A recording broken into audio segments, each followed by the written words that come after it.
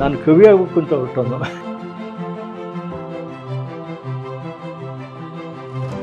ಚಿನ್ನದ ಆಕರ್ಷಣೆ ಭಾರತೀಯರಿಗಂತೂ ವಿಪರೀತ ಇದೆ. ಕೋಲಾರ ಮತ್ತು ಹಟ್ಟಿ ಇವೆರಡರಲ್ಲಷ್ಟೇ ಅಲ್ಲ ಚಿನ್ನ ಸಿಗೋದು.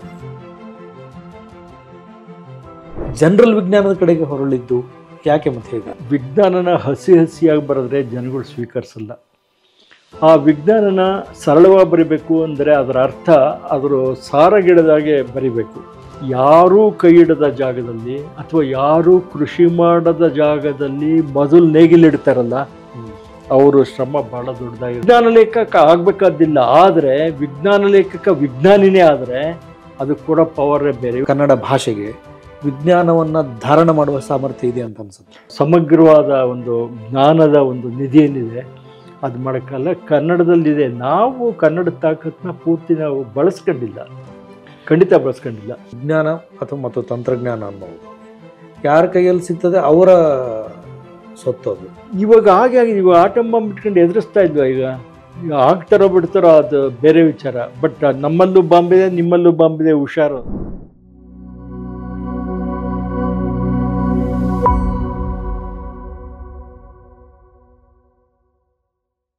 ಸ್ನೇಹಿತರೆ ನಮಸ್ಕಾರ. ಬುಕ್ ಬ್ರಹ್ಮದ ಮುಖಾಮುಖಿ ಮಾತುಕತೆಗೆ ತಮಗೆಲ್ಲ ಆತ್ಮೀಯವಾದ ಸ್ವಾಗತವನ್ನು ಕೋರ್ತೇನೆ. ಇವತ್ತಿನ ಮಾತುಕತೆಯ ಅತಿಥಿಯಾಗಿ ನಮ್ಮ ಜೊತೆಗಿರುವಂಥವರು ಹಿರಿಯ ಭೂವಿಜ್ಞಾನಿ TR ಅನಂತರಾಮ್ ಅವರು. ಅವ್ರನ್ನ ಭೂವಿಜ್ಞಾನಿ ಅಂತ ಹೇಳೋದಕ್ಕಿಂತ ವಿಜ್ಞಾನ ಲೇಖಕ ಅಂತ ಹೇಳೋದು ಹೆಚ್ಚು ಸೂಕ್ತವಾದದ್ದು. ಕನ್ನಡದಲ್ಲಿ ವಿಜ್ಞಾನದ ಬಗ್ಗೆ ಬರೆಯುವ ಕೆಲವೇ ಜನ ಲೇಖಕರಲ್ಲಿ ಅವರು ಭಾಳ ಪ್ರಮುಖರು. ಅವರ ಕುಮಾರಸ್ವಾಮಿ ಲೇಔಟ್ನ ನಿವಾಸದಲ್ಲಿ ಕೂತು ನಾನು ಈ ಮಾತುಕತೆಯನ್ನು ನಡೆಸ್ತಾ ಇದ್ದೇನೆ. ಈ ಮಾತುಕತೆಗೆ ಅವರನ್ನು ಪ್ರೀತಿ ಮತ್ತು ಗೌರವದಿಂದ ಸ್ವಾಗತಿಸ್ತೇನೆ. ಸರ್ ನಮಸ್ಕಾರ. ನಮಸ್ಕಾರ ಸರ್, ನನಗೆ ಏನು ಆಸಕ್ತಿ ಅಂತಂದರೆ ಕೇಳಬೇಕು ಅಂತ ಅನ್ನಿಸ್ತದೆ ಅಂದರೆ, ನೀವು ವಿಜ್ಞಾನ ಲೇಖಕರಾಗಿ ನಮಗೆ ಗೊತ್ತಿರುವಂಥವ್ರು, ಬಟ್ ಭೂವಿಜ್ಞಾನದ ಬಗ್ಗೆನೇ ಓದಬೇಕಂತ ಅನಿಸಿದ್ದು ಯಾಕೆ ಮತ್ತು ಯಾವಾಗ? ಅದು ವಾಸ್ತವವಾಗಿ SSLC ಆದಮೇಲೆ ಪ್ರೀ ಯೂನಿವರ್ಸಿಟಿಗೆ ಬಂದಾಗ ನಮ್ಮ ಇಡೀ ಬದುಕಿನ ಕ್ರಮನೇ ವ್ಯತ್ಯ ಆಗಿಬಿಡುತ್ತೆ. ಅದನ್ನು ನಾವು ಆಯ್ಕೆ ಮಾಡ್ಕೊಳ್ಳೋಂಥ ಸಬ್ಜೆಕ್ಟ್ ಮೇಲೆ ಇದಾಗುತ್ತೆ. ಹೌದು. ನಾನು ಮೂಲತಃ ಫಿಸಿಕ್ಸ್, ಕೆಮಿಸ್ಟ್ರಿ, ಮ್ಯಾಥಮೆಟಿಕ್ಸ್ ಓದಬೇಕು ಅಂತ ಅಂದ್ಕೊಂಡು ಬಂದವನು.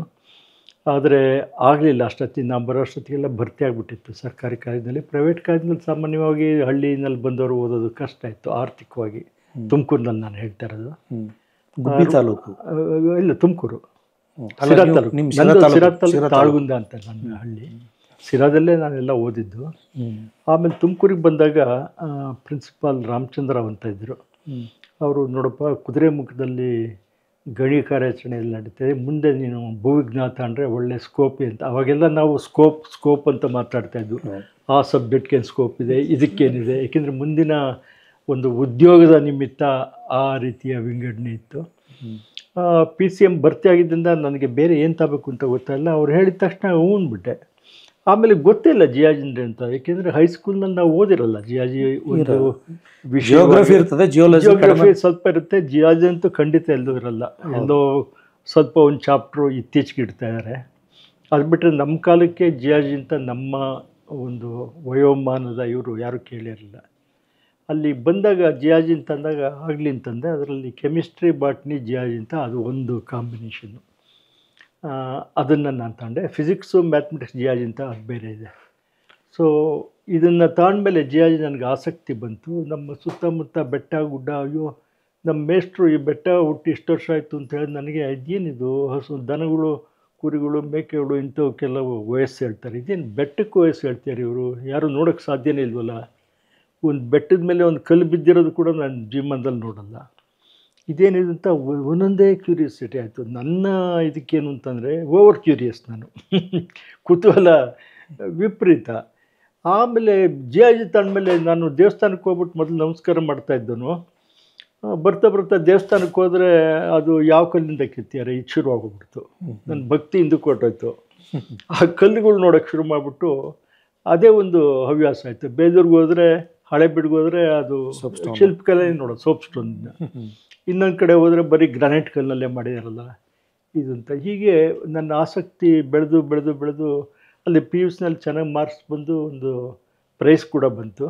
ಅದು ಬಹುಶಃ ಜಿಯಾಜಿನ ಇದು ಮಾಡೋಕ್ಕೆ ಉತ್ತೇಜನ ಕೊಡ್ತು. ಮತ್ತು ನಮ್ಮ ಟೀಚರ್ಸ್ ಇದ್ದವರು ತುಂಬ ಆಸಕ್ತಿಯಾಗಿ ಭೂಮಿ ವಯಸ್ಸು ಅಳೆಯೋದು ಹೇಗೆ, ಭೂಮಿಗೆ ಎಷ್ಟು ಇದಾಗಿದೆ, ಇದು ಸೌದೋಗ್ತಾ ಇದೆ, ಹಿಮಾಲಯ ಹುಟ್ಟಿದ್ದು ಯಾವಾಗ, ಇದು ಹೇಳಕ್ಕೆ ಶುರು ಮಾಡಿದ್ದಾದ್ಮೇಲೆ ನನಗೆ ಇದೇನು ಈ ನೆಲದ ಮೇಲೆ ನಾವು ನಡೀತಾ ಇದೀವ, ಇವ್ರು ಹೇಳೋಂಥದ್ದು ಇಷ್ಟೊಂದು ಪುರಾತನ ಭೂಮಿನ ಇದು ಅನ್ನೋ ಒಂದು ವಿಚಿತ್ರವಾದ ಕುತೂಹಲ ಬೆಳೀತು. ಬಹುಶಃ ಆ ಕುತೂಹಲ ನನಗೆ MSc ಕೂಡ ಕಂಟಿನ್ಯೂ ಆಯಿತು. ಹೀಗಾಗಿ ಭೂವಿಜ್ಞಾನನೇ ಒಂದು ವಿಶಿಷ್ಟವಾದ ಅತ್ಯಂತ ಪ್ರೀತಿಸುವ ಒಂದು ಸಬ್ಜೆಕ್ಟಾಗಿ ಬೆಳೀತು. ಈ ಭೂವಿಜ್ಞಾನದ ವಿಷಯ ಇದೆಯಲ್ಲ, ಅದರ ಒಳಗಿನ ಸ್ಪ್ಲಿಟ್ಸ್ ಇದಾವಲ್ಲ, ವರ್ಟಿಕಲ್ ಸ್ಪ್ಲಿಟ್ಸ್, ಹೌದು, ಅವುಗಳನ್ನು ಹೆಂಗೆ ನೋಡೋದು? ಅದು ಒಂದಾಗುತ್ತೆ. ನಾವು MScನಲ್ಲಿ ಮೊದಲನೇ ವರ್ಷ ಜನರಲ್ ಆಗಿ ಎಲ್ಲದನ್ನೂ ಅಧ್ಯಯನ ಮಾಡೋಕ್ಕಾಗುತ್ತೆ. ಅಂತಂದರೆ ನೋಡಿ, ಶಿಲಾ ವಿಜ್ಞಾನ ಅಂತ ಒಂದಿದೆ, ಆಮೇಲೆ ಖನಿಜ ವಿಜ್ಞಾನ ಅಂತ ಒಂದಿರುತ್ತೆ, ಆಮೇಲೆ ಈ ಫಾಸಿಲ್ಸ್ ಅಂತ ಹೇಳ್ತೀವಿ, ಜೀವಿಯವಶೇಷಗಳು, ಆಗ ಅವ್ರದ್ದೇ ಒಂದು ಅಧ್ಯಯನ ಇರುತ್ತೆ. ಹಿಸ್ಟಾರಿಕಲ್ ಜಿಯಾಲಜಿ ಅಂತ ಇರುತ್ತೆ, ಆಮೇಲೆ ಭೌತ ಭೂವಿಜ್ಞಾನ ಅಂತ ಇರುತ್ತೆ. ಇವೆಲ್ಲನೂ ಮೊದಲನೇ ವರ್ಷ ಅಧ್ಯಯನ ಮಾಡಲೇಬೇಕು. ಬೇಸಿಕ್ಸ್ ಅವು ಆ್ಯಕ್ಚುಲಿ ಬೇಸಿಕ್ಸು. ಅದು ನೀವು ಯಾರು ಇದು ಮಾಡಿದ್ರು ಕೂಡ ಅದನ್ನು ಬಿಟ್ಟು ಮುಂದಕ್ಕೆ ಹೋಗೋಕ್ಕಾಗಲ್ಲ. ಅದು MBBSನಲ್ಲಿ ಮಾಡಿದಾಗ ಇಡೀ ಶರೀರದೆಲ್ಲ ಅಧ್ಯಯನ ಮಾಡಬೇಕು, ಆಮೇಲೆ ಸ್ಪೆಷಲೈಸೇಷನ್ ಹೋಗೋದು. ಅದು ಹಾಗೆ ನಾನು ಜೀವವಶೇಷ ವಿಜ್ಞಾನನ ಪೆಲಿಯಂಟಾಜ್ ಅಂತೀವಿ, 2ನೇ ಇದರಲ್ಲಿ ಅದನ್ನ ತೊಗೊಂಡೆ. ಆದರೆ ಅದಕ್ಕೂ ನಮ್ಮ ಸರ್ಕಾರಿ ಇದರಲ್ಲಿ ಸೇರಿದ್ದ ಕೆಲಸಕ್ಕೂ ಸಂಬಂಧನೇ ಇಲ್ಲ ಅದು. ಆದರೆ ಅದು ಅಧ್ಯಯನ ಮಾಡಬೇಕಾದ್ರೆ ಇಡೀ ಎವಲ್ಯೂಷನ್ನು ಅಂತಂದರೆ ಇಡೀ ಭೂಮಿನಲ್ಲಿ ಜೀವ ವಿಕಾಸ ಹೇಗಾಯಿತು ಅನ್ನೋದನ್ನ ಅಧ್ಯಯನ ಮಾಡೋಕ್ಕಾದ್ರೆ ಸ್ವಲ್ಪ ಒಂದು ರೀತಿ ರೋಮಾಂಚನ ಆಗೋದು. ಯಾಕೆಂತಂದರೆ ನಾವು ಕೂಡ, ಮನುಷ್ಯ ಕೂಡ ಡಾರ್ವಿನ್ ಥಿಯರಿ ಪ್ರಕಾರನೇ ಒಂದು ಯಾವುದೋ ಏಪ್ ಲೈಕ್ ಅಂತಾರೆ, ಕೋತಿಯಿಂದಲೇ ಬಂದಿದ್ದಲ್ಲ, ಏಪ್ ಲೈಕ್ ಅಂತ ಆರ್ಗ್ಯಾನಿಸಮಿಂದ ಎವಲ್ಯೂಷನ್ ಆಯಿತು ಅಂತಂದಾಗ ಸ್ವಲ್ಪ ನಮ್ಗೆ ಇದ್ದಿದ್ದು ಸಣ್ಣ ಸಣ್ಣ ಭ್ರಮೆಗಳೆಲ್ಲ ಹೋಯಿತು MScನಲ್ಲಿ ಈ ವಿಕಾಸ ಅಧ್ಯಯನ ಮಾಡಿದಾಗ. ಅದು ಒಂದು ರೀತಿ ನನಗೆ ಒಂದು ಜೀವನನ ಬೃಹತ್ತಾಗಿ ವಿಶಾಲವಾಗಿ ನೋಡೋಂಥ ಒಂದು ಅವಕಾಶನ ಕಲ್ಪಿಸ್ಕೊಡ್ತದೆ.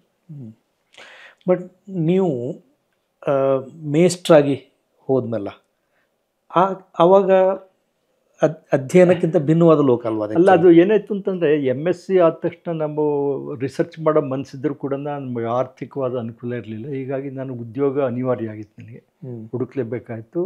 ಫಸ್ಟು ಕೆಲಸ ಸಿಕ್ಕಿದ್ದು ನನಗೆ ನಮ್ಮ ಸ್ನೇಹಿತರಿಬ್ಬರಿಗೆ. ಅದು ಡೆಮಾನ್ಸ್ಟ್ರೇಟರ್ ಆಗಿ ಗೌರ್ಮೆಂಟ್ ಸೈನ್ಸ್ ಕಾಲೇಜ್ ಬೆಂಗಳೂರಿಗೆ ಬಂದೆ 72ರಲ್ಲಿ. ಆಗ ನಿಸಾರ್ ಅಹ್ಮದ್ ಅವ್ರ ಸಂಪರ್ಕ ಬಂತು. ಆಗ್ತಾನೆ ಶಿವಮೊಗ್ಗದಿಂದ ಬಂದು, ನಿಂದೇ ಸಬ್ಜೆಕ್ಟು ಅವ್ರದ್ದು ಜಿಯಾಲಜಿ. ಹೌದು. ಆಗ್ತಾನೆ ಅವರು ರಾಮನ್ ಸತ್ತ ಸುದ್ದಿ ಅಂತ ಬರೆದಿದ್ರು, ವಂಡರ್ಫುಲ್ ಪದ್ಯ. ಶಿವಮೊಗ್ಗದ ಇದ್ದಾಗ ಅದು ಮುಗಿಸ್ಕೊಂಡು ಇಲ್ಲಿ ಬರ್ತಿಯಲ್ಲೇ ಅದೇ ವ್ಯಕ್ತಿಯನ್ನು ನಾನು ಇಲ್ಲಿ ನೋಡ್ತಿರೋದು, ಅವ್ರ ಜೊತೆ ಕೆಲಸ ಮಾಡೋ ಅವಕಾಶ ಅಂತ ಭಯ ಇತ್ತು ಸ್ವಲ್ಪ ಮೀಟ್ ಮಾಡೋದಕ್ಕೆ.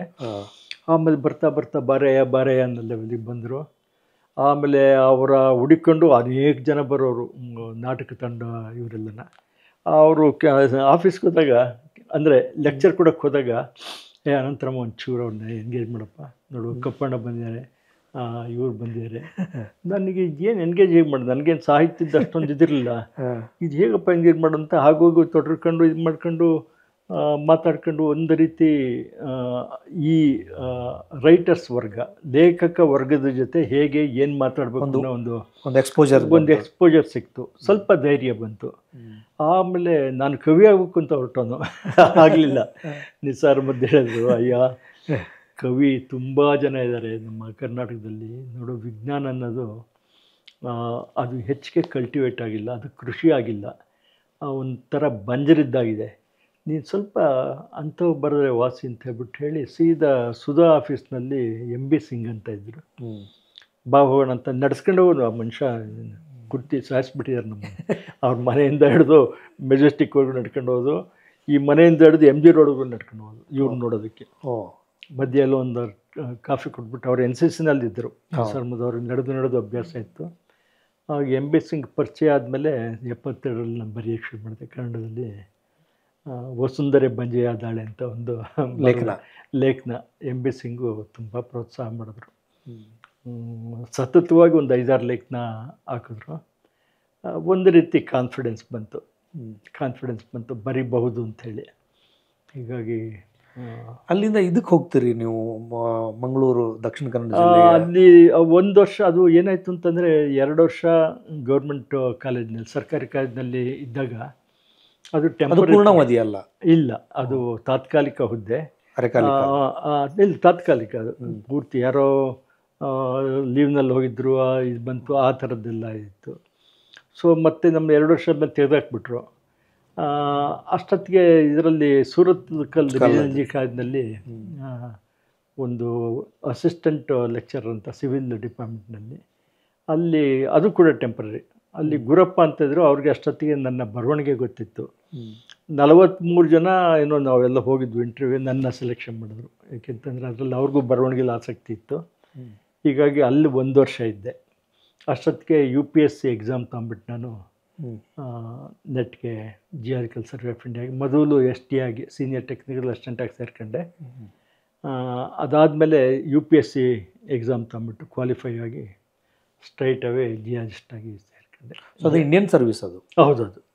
UPSCನಲ್ಲಿ ಪಬ್ಲಿಕ್ ಸರ್ವಿಸ್. ಹೌದೌದು. UPSCನಲ್ಲಿ ಜಿಯಾಲಜಿಸ್ಟ್ ಎಕ್ಸಾಮ್ ಅಂತಲೇ ಆನ್ ಪಾರ್ ವಿತ್ IAS ಥರ ಇದು ಮಾಡ್ತಾರೆ. ಬಟ್ ಆ ಪವರ್ಸ್ ಇರಲ್ಲ, ಬಿಕಾಸ್ ಇದು ನಾವು ಸೈಂಟಿಫಿಕ್ ಆರ್ಗನೈಸೇಷನ್ ಅಲ್ಲ. ಹೀಗಾಗಿ ಅಲ್ಲಿ ಸರ್ವೆ ಆಫ್ ಇಂಡಿಯಾದ ಪಾರ್ಟ್ ಅನ್ನೋದು ಇಲ್ಲ. ಸರ್ವೆ ಆಫ್ ಇಂಡಿಯಾದಲ್ಲಿ ನಿಮ್ಮ ಕೋರ್ಮಂಗಲದಲ್ಲಿರೋದು. ಅವರು ಮ್ಯಾಪ್ನ ತಯಾರು ಮಾಡ್ತಾರೆ. ಓಕೆ. ನಾವು ಆ ನಕ್ಷೆಗಳನ್ನ ಬಳಸ್ಕೊಂಡ್ಬಿಟ್ಟು ಅಧ್ಯಯನ ಮಾಡ್ತೀವಿ. ಅದರಲ್ಲಿ ಶಿಲೆಗಳು. ಇದಕ್ಕೆ ಆದ ಸಪ್ರೇಟ್ ಇದಂತೇನಿಲ್ಲ ಡಿಪಾರ್ಟ್ಮೆಂಟ್? ಇದು separate. Geological survey of India ಇದೇ ಒಂದು ಇಂಡಿಪೆಂಡೆಂಟು ಸ್ವತಂತ್ರವಾದ ಅತ್ಯಂತ ದೊಡ್ಡ. ನಾವಿದ್ದಾಗಲೇ 3,500 ಜನ ಸೈಂಟಿಸ್ಟ್ ಇದ್ದರು. 3,500 ಜನ ಇದ್ದರು. ಅದು ಇಂಡಿಪೆಂಡೆಂಟು. 1851, 1851. ಬಹುಶಃ ಗಾಂಧಿಯವರು ಹುಟ್ಟೇ ಇರಲಿಲ್ಲ. ಆ ಕಾಲದಲ್ಲಿ ಸ್ಥಾಪನೆ ಆಗಿದ್ದು ಬ್ರಿಟಿಷ್ನವರು. ಈ ಕಲ್ಲಿದ್ದಲು ಬೇಕು ರೈಲ್ವೆಗೆ ಅನ್ನೋ ಉದ್ದೇಶಕ್ಕೆ ಇದನ್ನ ಸ್ಥಾಪನೆ ಮಾಡಿದ್ದು. ಆಮೇಲೆ ಗ್ರ್ಯಾಜುಯಲ್ ಆಗಿ ಬೇರೆ ಬೇರೆ ಖನಿಜಗಳು. ಈ ಖನಿಜಗಳನ್ನು ಹುಡುಕುವುದು ಅದು ಕೂಡ ನಿಮ್ಮ ಹೌದು. ನಮಗೆ 1 ವರ್ಷ ಟ್ರೈನಿಂಗ್ ಕೊಡ್ತಾರೆ. UPSC ಎಕ್ಸಾಮ್ ಆಗಿ ಬಂದ ತಕ್ಷಣ ಇರ್ತೀವಿ ನಾವು. ನಮಗೇನು ಡಿಪಾರ್ಟ್ಮೆಂಟ್ಗೆ ಏನು ಬೇಕು ಏನು ಬೇಡ ಅನ್ನೋದು ಗೊತ್ತಿರಲ್ಲ. ಡಿಪಾರ್ಟ್ಮೆಂಟು ತನಗೇನು ಬೇಕು ಅನ್ನೋದಕ್ಕೋಸ್ಕರ ನಮ್ಮನ್ನ ಎಂಪ್ಲಾಯ್ ಮಾಡ್ಕೊಂಡಿರುತ್ತೆ ರಿಕ್ವೈರ್ಮೆಂಟ್ನ ಆಧಾರದ ಮೇಲೆ. ಹೌದೌದು. ಅಲ್ಲಿ ಜಿಯಾಲಜಿಕಲ್ ಸರ್ವೆ ಆಫ್ ಇಂಡಿಯಲ್ಲಿ 2 ಥರದ ಕೆಲಸ ಆಗುತ್ತೆ. ಒಂದು, ಇಡೀ ಏರಿಯಾದ ನಕ್ಷೆ ತಯಾರು ಮಾಡಬೇಕು. ಮೊದಲು ಫಸ್ಟು ನಮಗೆ ಯಾವ ಶಿಲೆ ಎಲ್ಲಿ ಹರಡಿದೆ, ಎಲ್ಲಿ ಹಬ್ಬಿದೆ, ಅದರಲ್ಲಿರೋ ವೈವಿಧ್ಯ, ಮೇಲ್ಮೈ ಮೇಲೆ ಲೆಕ್ಕ, ಮೇಲ್ಮೈ ಮೇಲೆ ಶಿಲೆಗಳನ್ನ ಅಧ್ಯಯನ ಮಾಡಿ ಒಂದು, ನೀವು ಹೇಳಿದ್ರಲ್ಲ ಸರ್ವೆ ಆಫ್ ಇಂಡಿಯಾ ಅಂತ, ಅದರ ನಕ್ಷೆ ಮೇಲೆ ನಾವು ಮ್ಯಾಪ್ ಮಾಡ್ಕೊಂಡು ಹೋಗ್ತೀವಿ, ಎಲ್ಲ ಗುರ್ತಾಕೊಂಡು ಹೋಗ್ತೀವಿ. ಆ ವೈವಿಧ್ಯಮಯ ಶಿಲೆ ಒಂದು ಸರ್ತಿ ನಮ್ಮ ಅರಿವಿಗೆ ಬಂದಾಗ ಈ ಶಿಲೆಯಲ್ಲಿ ಯಾವ ಖನಿಜ ಇರ್ಬೋದು ಅನ್ನೋದು ನಮಗೆ ಟ್ರೈನಿಂಗ್ ಕೊಟ್ಟಿರ್ತಾರೆ. ಆ ಶಿಲೆಗೂ ಭೂಮಿಯ ಒಳಗಡೆ ಇರುವ ಖನಿಜಕ್ಕೂ ಸಂಬಂಧ ಇರುತ್ತೆ. ಸಂಬಂಧ ಇರುತ್ತೆ. ಯಾಕೆಂದರೆ ಉದಾಹರಣೆಗೆ ನೋಡಿ, ಕೋಲಾರ ಚಿನ್ನದ ಗಣಿ ಇದೆ. ಕೋಲಾರದ ಚಿನ್ನದ ಗಣಿಯಲ್ಲಿ ಇವತ್ತು ಚಿನ್ನ ಏನು ಸಿಗುತ್ತೆ, ಆ ಕಲ್ಲು ಭೂಮಿನಲ್ಲಿ ಎಲ್ಲೂ ಸಿಕ್ಕಲ್ಲ. ಭೂಮಿಯ ಅಂತರಾಳದಲ್ಲೇ ಇರೋಂಥ ಕಲ್ಲು. ಒಂದು ರೀತಿಯಲ್ಲಿ ಜ್ವಾಲಾಮುಖಿಗಳು ಹೊರಚಿಮ್ಮಿದ ಕಲ್ಲುಗಳು ಅವೆಲ್ಲನ. ಹಟ್ಟಿ ಇರ್ಬೋದು, ಕೋಲಾರ ಇರ್ಬೋದು. ಅದರಲ್ಲಿ ಚಿನ್ನ ಅದೇ ಒಂದು ರೀತಿಯ ಶಿಲೆಯಲ್ಲಿ ಸಿಕ್ಕಬೇಕು, ಬೇರೆನಲ್ಲಿ ಸಿಕ್ಕಲ್ಲ. ನಾನು ಚಿನ್ನನ ಹೋಗ್ಬಿಟ್ಟು ಲಾಲ್ಬಾಗ್ನಲ್ಲಿ ಹುಡ್ಕೋಕ್ಕಾಗಲ್ಲ. ಅದಕ್ಕೆ ಒಂದು ಅದು ಅಂದರೆ ಭೂಮಿಯ ಆಳದಲ್ಲಿ ಮಾತ್ರ ಸಿಗ್ತದೆ. ಭೂಮಿಯ ಆಳದಲ್ಲಿರೋಂಥ ಶಿಲೆಗಳು ಈಚೆಗೆ ಬಂದಿರುತ್ತವೆ ಕೋಟ್ಯಾಂತರ ವರ್ಷಗಳಲ್ಲಿ. ಇವು ಅನೇಕ ಶಿಲೆಗಳು. ಇವಾಗ ಉದಾಹರಣೆಗೆ ನೀವು ಗುಲ್ಬರ್ಗ ಅಂತ ಹೇಳಿದ್ರೆ, ಗುಲ್ಬರ್ಗ ಹೋಗ್ಬೇಕಾದ್ರೆ ನೀವು ತುಮಕೂರು ಮೇಲೆ ಹಾದು ಹೋಗ್ಬೇಕು. ತುಮಕೂರು ಮೇಲೆ ಹೋಗ್ಬೇಕು ಅಂದರೆ ನಮ್ಮ ಸಿದ್ಧರ ಬೆಟ್ಟ, ಶಿವಗಂಗೆ ಬೆಟ್ಟ, ಮುಂದಕ್ಕೆ ಹೋದರೆ ಮಧುಗಿರಿ ಬೆಟ್ಟ, ಹತ್ತು ಕಡೆ ಕೋಟಗೆರೆ ಬೆಟ್ಟ, ಇವೆಲ್ಲ ಸುಮಾರು 700 ಕಿಲೋಮೀಟರ್ವರೆಗೂ ಹೋಗುತ್ತೆ. ಹೌದು. ಇವೆಲ್ಲ ಭೂಮಿ ಅತ್ಯಂತ ಆಳದಲ್ಲಿದ್ದು ಯಾವುದೋ ಒಂದು ಕಾಲದಲ್ಲಿ ಮೇಲಕ್ಕೆ ಹೀಗೆ ಒಂದು ಶಿಲಾಪಾಕ, ಈ ಬೆಲ್ಲದ ಪಾಕ ಗಟ್ಟಿ ಆಗದಿಲ್ವ ಹೊರಗಡೆಗೆ ಬಂದರೆ, ಆಗ ಆ ಥರ ಆದಂಥ ಶಿಲೆಗಳು. ನಮಗೆ ಇವೆರಡಕ್ಕೂ ಇದಿರುತ್ತೆ. ಭೂಮಿಯ ಅಂತರಾಳದ ಪರಿಕಲ್ಪನೆ ಇರುತ್ತೆ, ಭೂಮಿಯ ಹೊರಗಡೆ ಶಿಲೆನೂ ಪರಿಕಲ್ಪನೆ ಇರುತ್ತೆ. ನನ್ನ ಆಗಲೇ ಪ್ರಶ್ನೆ ಇನ್ನಷ್ಟು ಸ್ಪಷ್ಟ ಮಾಡ್ಕೊಳ್ಳೋದಾದರೆ, ಮೇಲೆ ಕಾಣಿಸುವುದಕ್ಕೂ ಒಳಗಡೆ ಇರೋದಕ್ಕೂ ನೇರ ಸಂಬಂಧ ಇರುತ್ತೆ. ಯಾಕೆಂದರೆ ಒಳಗಡೆ ಏನು ಇರುತ್ತೋ ಅದೇ ಮೇಲಕ್ಕೆ ಬಂದಿರುತ್ತೆ. ಹೀಗಾಗಿ ಗ್ರಾನೈಟ್ ಅಂತೀವಿ. ಇದು ಆ ಗ್ರಾನೈಟು ಆಳಕ್ಕೆ ಹೋದಾಗ ಅದೇ ಇರುತ್ತೆ, ಗ್ರಾನೈಟೇ ಇರುತ್ತೆ ಅದು. ಹೀಗಾಗಿ ಅಂತರಾಳದ ಶಿಲೆಗಳಿಗೂ ಬಾಹ್ಯ ಶಿಲೆಗಳಿಗೂ ಅದೇ ಸಾವಯವ ಸಂಬಂಧ ಖಂಡಿತ ಇರುತ್ತೆ. ಇಲ್ಲದ್ರೆ ಎಷ್ಟೋ ಶಿಲೆಗಳು ನಮಗೆ ಹೊರಗಡೆ ಕಾಣಿಸ್ಬೇಕಾದಿಲ್ಲ. ಹೇಳಿದ್ನಲ್ಲ, ನಮ್ಮ ಕೋಲಾರದ ಚಿನ್ನದ ಗಣಿಯಲ್ಲಿ ಚಿನ್ನ ಸಿಕ್ಕುವಂಥ ಶಿಲೆಗಳು ಹೊರಗಡೆ ಸಿಕ್ಕುವಂಥ ಅವಕಾಶನೇ ಇಲ್ಲ. ತುಂಬ ಭಾರ ಇವು ಅವೆಲ್ಲ ಭೂಮಿಯ ಅಂತರಾಳದಲ್ಲೇ ಇರಬೇಕು. ಮತ್ತು ಈಚೆಗೆ ಬಂದಿವೆಲ್ಲ ಹೇಗೆ ಅಂತಂದರೆ, ಜ್ವಾಲಾಮುಖಿಗಳ ಮೂಲಕ ಬಂದೆ. ಜ್ವಾಲಾಮುಖಿ ಕ್ರಿಯೆ ಕೋಟ್ಯಾಂತರ ವರ್ಷಗಳಿಂದ ಆಗಿದೆ, ಅದರ ಮೂಲಕ ಇಲ್ಲದ್ರೆ ಚಿನ್ನ ಸಿಕ್ಕಂಥದ್ದಲ್ಲ. ನಮಗೆ ಚಿನ್ನ ಭೂಮಿಯ ಗರ್ಭದಲ್ಲಿರೋವಂಥದ್ದು. ಯಾತಕ್ಕೆ ಸಿಕ್ತು ಅಂತಂದರೆ ಜ್ವಾಲಾಮುಖಿಗಳು ಈಚೆಗೆ ತಂದು ಸುರಿದಿವೆ. ಹಾಗೆಯೇ ವಜ್ರ ಕೂಡ ವಜ್ರ ಮೇಲ್ ಸಿಕ್ಕಲ್ಲ, ಅದು ಭೂಮಿಯ ಒಳಗಡೆ ಅತ್ಯಂತ ಆಳವಾದ ಒತ್ತಡ ಮತ್ತು ಉಷ್ಣತೆ ಇದರಲ್ಲಿ ಇದ್ದಾಗ ಮಾತ್ರ ವಜ್ರ ಆಗುತ್ತೆ, ಫಾರ್ಮೇಟ್ ಆಗುತ್ತೆ. ಅದು ಯಾತಕ್ಕೆ ಸಿಗ್ತಾ ಇದೆ ಅಂತಂದರೆ ಜ್ವಾಲಾಮುಖಿ ಮೂಲಕ ಈಚೆಗೆ ಬಂದಿದೆ. ಅದು ಭೂಮಿಯಲ್ಲಿ ಅನೇಕ ಕಡೆ ದುರ್ಬಲ ವಲಯಗಳಿವೆ. ಇವತ್ತಿಗೂ ಕೂಡ ಜ್ವಾಲಾಮುಖಿಗಳು ಬರ್ತವೆ ದುರ್ಬಲ ವಲಯದಲ್ಲಿ. ಅಂಥ ದುರ್ಬಲ ವಲಯ ಮನುಷ್ಯ ವಿಕಾಸ ಆಗದಂಥ ಅಥವಾ ಮನುಷ್ಯ ವಿಕಾಸ ಆಗ್ತಾನೆ ಅನ್ನೋ ಸೂಚನೆ ಕೂಡ ಇಲ್ಲದಂಥ ಕಾಲದಲ್ಲಿ ಒಂದು 2500 ಮಿಲಿಯನ್ ಅಂತ ನಾವೆಲ್ಲ ಬರೀ ಭೂವಿಜ್ಞಾನಿಗಳು ಮಾತಾಡೋದು ಕೋಟಿ ಕೋಟಿ ವರ್ಷಗಳ, ನಮ್ಮಲ್ಲಿ 1000 ಲಕ್ಷಕ್ಕೆ ಇಲ್ಲ. 1000 ಏದ್ರನ್ನ ನಮ್ಮ ಇವರು ಇಲ್ಲ ಚರಿತ್ರೆ ಮತ್ತು ಇವ್ರು ಇರ್ತಾರಲ್ಲ ಪುರಾತತ್ವ ಇಲಾಖೆನವರು ಅವ್ರಿಗೆ ಬಿಟ್ಕೊಡ್ತೀವಿ. 1000 ಅಂದರೆ ಅದೇಂದ್ರೆ ಲೆಕ್ಕಕ್ಕೆ ಇಲ್ಲ, ಕೋಟಿಗಟ್ಟಲೆ ಮಾತಾಡ್ತೀವಿ ನಾವು.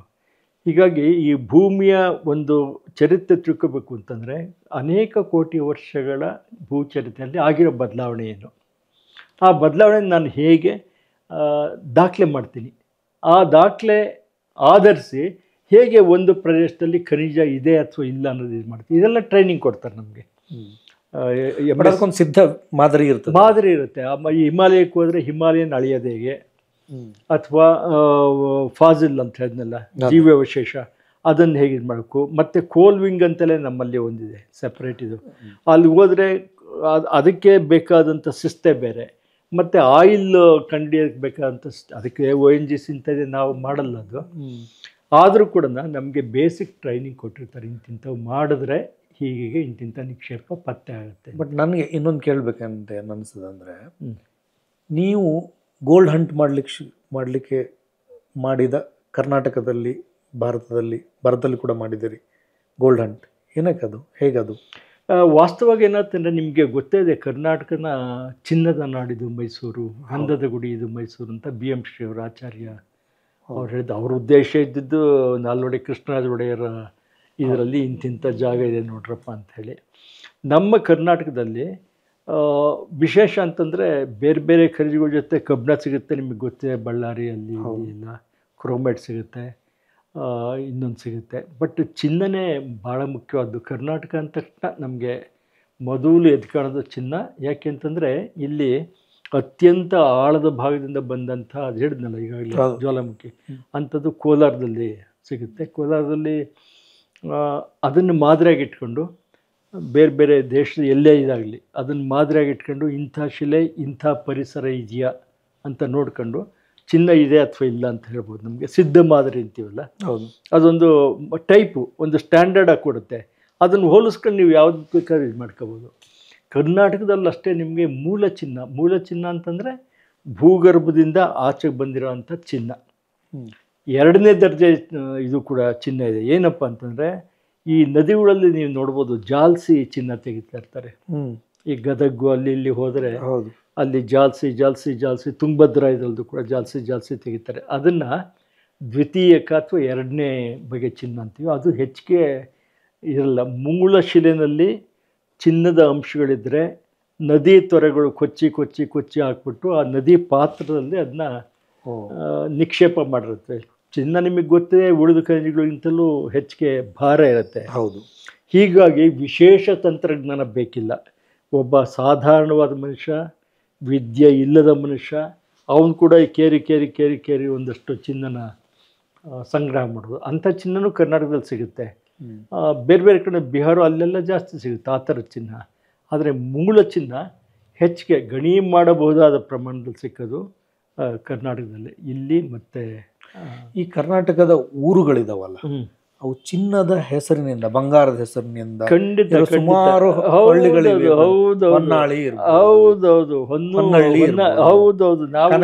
ಕನಕಪುರ, ನಾವು ಇದನ್ನ ಎಟಿಮಾಲಜಿ ಅಂತೀವಿ, ಅಂದ್ರೆ ನಿಷ್ಪತ್ತಿ, ಹೆಸರುಗಳ ನಿಷ್ಪತ್ತಿ. ಅವೆಲ್ಲ ಚಿನ್ನಕ್ಕೂ ನೇರ ಹೌದು. DL ನರಸಿಂಹ ಕನಕನಹಳ್ಳಿ ಅಂತ ಹೌದೌದು, ಅಶೋಕನ ಚಿತ್ರ ಇರುವ ಶಿಲ್ಪ. ಹೌದು. ಈಗ ಇಂಥದ್ದೇ ಹೊನ್ನಹಳ್ಳಿ, ಹೊನ್ನಾರು, ಈಗ ಇಂಥ ಒಂದು ಹೆಸರು ಇಟ್ಕೊಂಡು ನಾನು ಕೂಡ ಒಂದಷ್ಟೆಲ್ಲ ಇದು ಮಾಡಿ ಸಿಕ್ಕಿವಲ್ಲೆಲ್ಲ ಎಲ್ಲ ಕಡೆ ಅಂತಲ್ಲ. ಇವಾಗ ಉದಾಹರಣೆ ನೋಡಿ, ಸ್ವರ್ಣಮುಖಿ ಇದೆ ನದಿ. ಹೌದು. ಇದರಲ್ಲಿ ನಮ್ಮ ಚಿತ್ರದುರ್ಗಕ್ಕೆ ಹೋಗ್ಬೇಕಾಗಿ ಇರುತ್ತೆ. ಸ್ವರ್ಣಮುಖಿ ಅಂತಂದರೆ ನಿಜವಾಗ್ಲೂ ಅಲ್ಲಿ ಸ್ವರ್ಣ ಸಿಗುತ್ತೆ. ಇದರಲ್ಲಿ ನದಿನಲ್ಲಿ ಜಾಲ್ಸಿದ್ರೆ ಸ್ವರ್ಣ ಸಿಗುತ್ತೆ. ಅದು ಸುಳ್ಳೆ ಅವ್ರು ಸ್ವರ್ಣಮುಖಿ ಅಂತ ಖುಷಿಗಿಟ್ಟಿದ್ದಲ್ಲ, ಅದು ಅಲ್ಲಿ ಸ್ವರ್ಣ. ಅಂದರೆ ವಿಜ್ಞಾನದ ಜೊತೆಗೆ ಆಧುನಿಕ ಅಂದರೆ ಮನುಷ್ಯನ ನೆನಪಿನ ಅಥವಾ ಮನುಷ್ಯನ ಒಂದು ಸಾಂಸ್ಕೃತಿಕ ಆ, ಸ್ಮೃತಿ ಇದೆಯಲ್ಲ, ಅದು ಕೂಡ ನೇರವಾದ ಕನೆಕ್ಟ್ ಆಗಿ ಹೋಗಿ ಖಂಡಿತ ಬೆಳೀತಾ ಇರುತ್ತೆ. ನಿಮಗೆ ಆಶ್ಚರ್ಯ ಆಗ್ಬೋದು, ಕರ್ನಾಟಕದಲ್ಲಿ ಬಟ್ ನನಗೆ ಗೊತ್ತಿದ್ದಂಗೆ ಅಂದರೆ ವಿತ್ ಲಿಮಿಟೆಡ್ ನಾಲೆಜ್ ನಾನು ಹೇಳೋದಾದರೆ, ಕರ್ನಾಟಕದ ಆಚೆ ಚಿನ್ನದ ಹೆಸರುಗಳು ಇರುವ ಊರುಗಳನ್ನು ನಾನಂತೂ ಕಂಡಿಲ್ಲ ನಂಗೆ ಆ್ಯಕ್ಚುಲಿ. ಇಲ್ಲ, ಯಾತಕ್ಕೆ ಅಂತಂದರೆ ಅಲ್ಲಿ ಚಿನ್ನನ ವ್ಯಾಪಕವಾಗಿ ಗಣಿ ಮಾಡಿದಂಥ ಇದೆ ನಮ್ಮ. ಇವನ್ ನಾನು ಅಶೋಕ ನಾವು ಒಂದು ಸ್ವರ್ಣ ನಗರಿಗೆ ಕರ್ನಾಟಕದಲ್ಲಿ ಇತ್ತು, ಅವನ ಬಾಲ್ಯದಲ್ಲಿ ಕಟ್ಟಲು ಬಯಸಿದ ಸ್ವರ್ಣ ಹೌದು ಓದಿದ್ದು ಮತ್ತು ಬರೆದಿದ್ದೆ. ಹೌದೌದು, ಅದು ರಾಯಚೂರು ಸುತ್ತಮುತ್ತ ಇದು ಮಾಡ್ಕೊಂಡು ಇದು ಮಾಡಿದೆ. ಇವಾಗ ನೋಡಿ, ಕರ್ನಾಟಕದಲ್ಲಿ ನಿಮ್ಗೆ ಆಶ್ಚರ್ಯ ಆಗ್ಬೋದು, ಬರೀ ಕೋಲಾರ ಮತ್ತು ಹಟ್ಟಿ ಇವೆರಡರಲ್ಲಷ್ಟೇ ಅಲ್ಲ ಚಿನ್ನ ಸಿಗೋದು.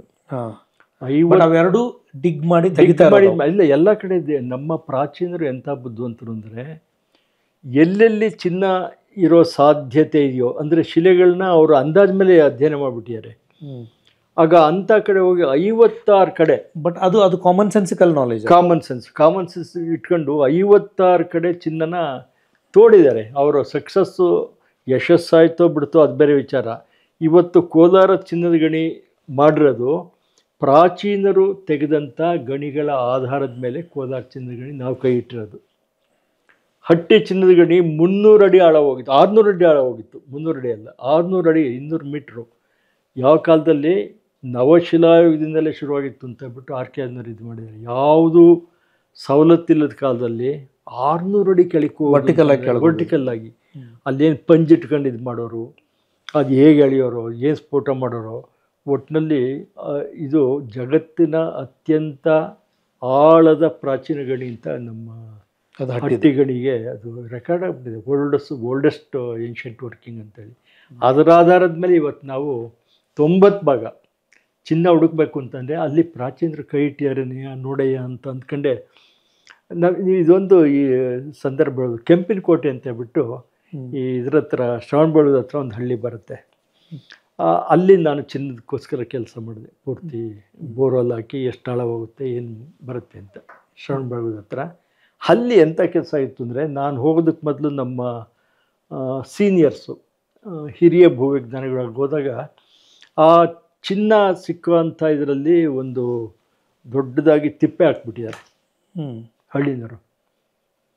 ಅದು ತಗ್ಗಿತ್ತಲ್ಲ, ಅವ್ರಿಗೆ ಸಹಜವಾಗಿ ಒಂದು ಅವ್ರ ಗದ್ದೆ ಹೊಲ ಇದಕ್ಕೆ ಹಾಕೋ ಬದಲು ಒಂದು ತಿಪ್ಪೆ ಊರ ಹತ್ರ ಪಕ್ಕದಲ್ಲೇ, ಸಾಮಾನ್ಯಕ್ಕೆ ಹಳ್ಳಿಗಳಲ್ಲಿ ಊರ ಪಕ್ಕನೇ ಇರುತ್ತೆ ತಿಪ್ಪೆಗಳು. ಹೌದು, ಅಲ್ಲಿ ಎಲ್ಲಿ ಜಾಗ ಇರುತ್ತಲ್ಲ, ದೊಡ್ಡದಾಗಿ ತಿಪ್ಪೆ ಹಾಕ್ಬಿಟ್ಟಿದ್ದಾರೆ. ನಮ್ಮ ಆಫೀಸರ್ಸ್ ಹೋಗ್ಬಿಟ್ಟು ತೆಗೀರಪ್ಪ, ಇದು ಚಿನ್ನದ ಗಂಟೆ ಸಾರ್, ತಿಪ್ಪೆ ಇಲ್ಯಾವ ಚಿನ್ನ ಅಂತಾರೆ ಅವರು. ಅವ್ರ ಬೇರೆ. ನಮಗೆ ಬ್ರಿಟಿಷ್ನವ್ರು ಮಾಡಿದ್ದು ಮ್ಯಾಪ್ ಸಿಕ್ಕಿತ್ತಲ್ಲಿ. ನಾವು ಪಿನ್ ಪಾಯಿಂಟ್ ಆಗಿ ಈಗ ಇದು ಇದರ 100 ಅಡಿ ಆಚೆ ಇನ್ನೊಂದು, ಒಂದು ಕಡೆ ಇಳಿಯೋದಕ್ಕೆ, ಒಂದು ಕಡೆ ಈಚೆಗೆ ಬರೋದಕ್ಕೆ ಅವರೊಂದು ಅಂಥದ್ದೊಂದು ಸರ್ವೆ ಮಾಡಿಟ್ಟು ಸರ್ವೆ ಮಾಡೋದೇ ಅಲ್ಲ, ಅಲ್ಲಿ ಗಣಿ ಮಾಡಿದ್ರು.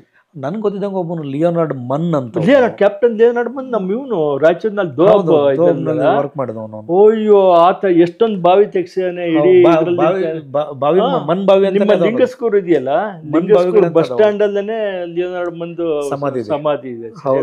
ಮೇಂಟೈನ್ ಮಾಡಿಲ್ಲ, ಬಟ್ ಆತ ನಮ್ಗೆ ಹಿಸ್ಟ್ರಿ ಆಫ್ ಗೋಲ್ಡ್ ಕೊಟ್ಟಿರೋ ಅಷ್ಟು ನಾಲೆಡ್ಜು ಯಾರು ಕೊಟ್ಟಿಲ್ಲ. ಅಷ್ಟು ದೊಡ್ಡ ಹೆಸರು. ಅಯ್ಯೋ, ತುಂಬ ದೊಡ್ಡ ಹೆಸರು. ಏನ್ಷಂಟ್ ಮೈನ್ಸ್ಗಳ ಬಗ್ಗೆ, ವಿಶೇಷವಾಗಿ ರಾಯಚೂರು ಚಿನ್ನದ ಗಣಿಗಳ ಬಗ್ಗೆ, ಅದರಲ್ಲೂ ವಿಶೇಷವಾಗಿ ಹಟ್ಟಿ ಚಿನ್ನದ ಗಣಿ ಬಗ್ಗೆ ವ್ಯಾಪಕವಾದ ಕೆಲಸ ಮಾಡಿದ್ದಾನೆ. ನಮ್ಗೆ ಇವತ್ತು ಆತಂದೇ ಆಧಾರ. ಹಟ್ಟಿ ಚಿನ್ನದ ಗಣಿಗಳ ಇತಿಹಾಸ ನಾವು ಬರಿತಾ ಇದೀವಿ ಈಗ. ಹೌದು, ನಾನು ನಮ್ಮ ಸ್ನೇಹಿತರು ಸಂಗೂರ್ ಮಠ್ ಅಂತ ಇದ್ದಾರೆ, ಇಬ್ಬರು ಸೇರಿ ಬರ್ತೀವಿ. ಆತ ಕೊಟ್ಟಂಥ ಮೂಲಭೂತ ಒಂದು ಡೇಟಾ ಇದೆಯಲ್ಲ, ಆಗ ಅದರ ಮೇಲೆ ನಾವು ರಿಕನ್ಸ್ಟ್ರಕ್ಟ್ ಮಾಡ್ತೀವಿ. ತುಂಬ ದೊಡ್ಡ. ಬಟ್ ಈಗ ನನಗೆ ಚಿನ್ನಕ್ಕೆ ಸಂಬಂಧಪಟ್ಟಂಗೆ ಮಾತಾಡ್ತಾ ಇರೋದ್ರಿಂದ ಈ ರಸಸಿದ್ಧಿ ಅಂತವಳು ಬರ್ತದಲ್ಲ, ಅದಕ್ಕೂ ವಾಸ್ತವವಾಗಿ ಚಿನ್ನ ಒಂದು ಆಕರ್ಷಣೆ ಮಧ್ಯದಲ್ಲೂ ಇದೆ, ಇವತ್ತೆಲ್ಲ ವೇದ ಕಾಲದಿಂದಲೂ ಇದೆ. ಶ್ರೀ ಸೂಕ್ತ ಅಂತಲೇ ಇದೆ. ಹೌದು, ಇದರಲ್ಲಿ ವೇದದಲ್ಲಿ ಚಿನ್ನದ ಆಕರ್ಷಣೆ ಭಾರತೀಯರಿಗಂತೂ ವಿಪರೀತ ಇದೆ. ನಿಮಗೆ ಉದಾಹರಣೆಗೆ ಔಟ್ ಆಫ್ ಇದು ಹೇಳೋದಾದರೆ, 15,000 ಟನ್ನು ಚಿನ್ನ ನಮ್ಮ ಭಾರತೀಯರ ಪ್ರೈವೇಟ್ ಇದರಲ್ಲಿದೆ, ಖಾಸಗಿ ದಾಸ್ತಾನಲ್ಲಿ. 15,000 ಅಂದ್ರೆ ಏನು ಸರ್ ಟನ್? ನೋಡಿ, ಎಂಟೈರ್ ಕೋಲಾರ 110 ವರ್ಷಗಳ ಕಾಲ ಅದು ಗಣಿ ಬಾಳಿಕೆ ಬಂತು. ಹೌದು, ಆ 110 ವರ್ಷಗಳಲ್ಲಿ 800 ಟನ್ ಚಿನ್ನ ತೆಗೆದಿದ್ದಾರೆ.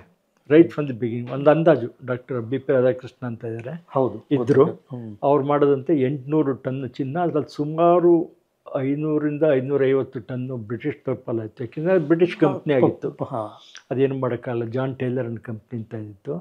ಇನ್ನೊಂದು 250 ಟನ್ ನಮಗೆ ಸಿಕ್ತು.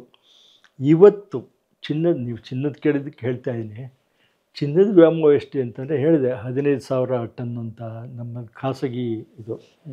ದಟ್ ಅಪಾರ್ಟ್ ಅದನ್ನು ಬಿಟ್ಟು ಕೂಡ ಇವತ್ತು ಪ್ರತಿ ವರ್ಷ 1,000 ಟನ್ ಚಿನ್ನ ನಾವು ಇಂಪೋರ್ಟ್ ಮಾಡ್ಕೊತಾ ಇದ್ದೀವಿ. ಯಾಕೆಂದರೆ ಇವಾಗ ಚಿನ್ನ ಸಾಕಲ್ಲ. ಕೋಲಾರ ಚಿನ್ನದ ಗಣಿ 2001ರಲ್ಲಿ ಮುಚ್ಚೋಯ್ತು. ಈಗ ಅಲ್ಲೇನು ಇಲ್ಲ, ಸಾಧ್ಯ ಇಲ್ಲ. ನೀವು ಅಷ್ಟು ಆಳದ ಗಣಿಗೆ ಹೋದ್ರೆ ನೀವು ಹಾಕೋದು ಇದು ಪ್ಯೂರ್ಲಿ ಇದು ಬಿಸ್ನೆಸ್. ಇದು ನಾನು 10 ರೂಪಾಯಿ ಮತ್ತು ಅದರ ರಿಟರ್ನ್ 10 ರೂಪಾಯಿ ಹಾಕಿ ನಾನು 20 ರೂಪಾಯಿ ನಿರೀಕ್ಷೆ ಮಾಡ್ತೀನಿ, ಬರೀ 5 ರೂಪಾಯಿ ಬರೋದಕ್ಕೆ ನಾನು ಮಾಡೋದಿಲ್ಲ. ಈಗ ಹೀಗಾಗಿ ಇವತ್ತು ಚಿನ್ನ ಅದು ಖಾಲಿ ಆಗಿದೆ ಅಂತ ಅರ್ಥ. ಅಲ್ಲಿ ಖಾಲಿ ಆಗಿದೆ ಅಂದರೆ ಆಳದಲ್ಲಿ ತುಂಬ ಕಡಿಮೆ ಪ್ರಮಾಣ. ಬರ್ತಾ ಬರ್ತಾ ಬರ್ತಾ ಏನಾಗುತ್ತೆ ಅಂತಂದರೆ ರಿಚ್ ಶೂಟ್ಸ್ ಹಟ್ಟಿ ಲಿವಿಂಗ್ ಇದೆ, ಹಟ್ಟಿದು ಇದೆ. ಇನ್ನೂ ಅದು ಒಂದಷ್ಟು ವರ್ಷ ಗಣಿ ಮಾಡ್ಬೋದು. ಅಲ್ಲಿ ಒಂದು ಹಂತದಲ್ಲಿ ಗಣಿ ಮಾಡಲಾರದ ಸ್ಥಿತಿ ತಲುಪ್ತು. ಒಂದು ಡೀಪ್ ಮೈನಿಂಗ್ನಲ್ಲಿ ರಾಕು ಬರ್ಸ್ಟ್ ಜಾಸ್ತಿ ಆಗುತ್ತೆ, ಮೇಂಟೈನ್ ಮಾಡೋದು ಕಷ್ಟ. ಅಲ್ಲಿಂದ ಮತ್ತೆ ಜನಗಳನ್ನ ಇದು ಮಾಡೋದು ಕಷ್ಟ.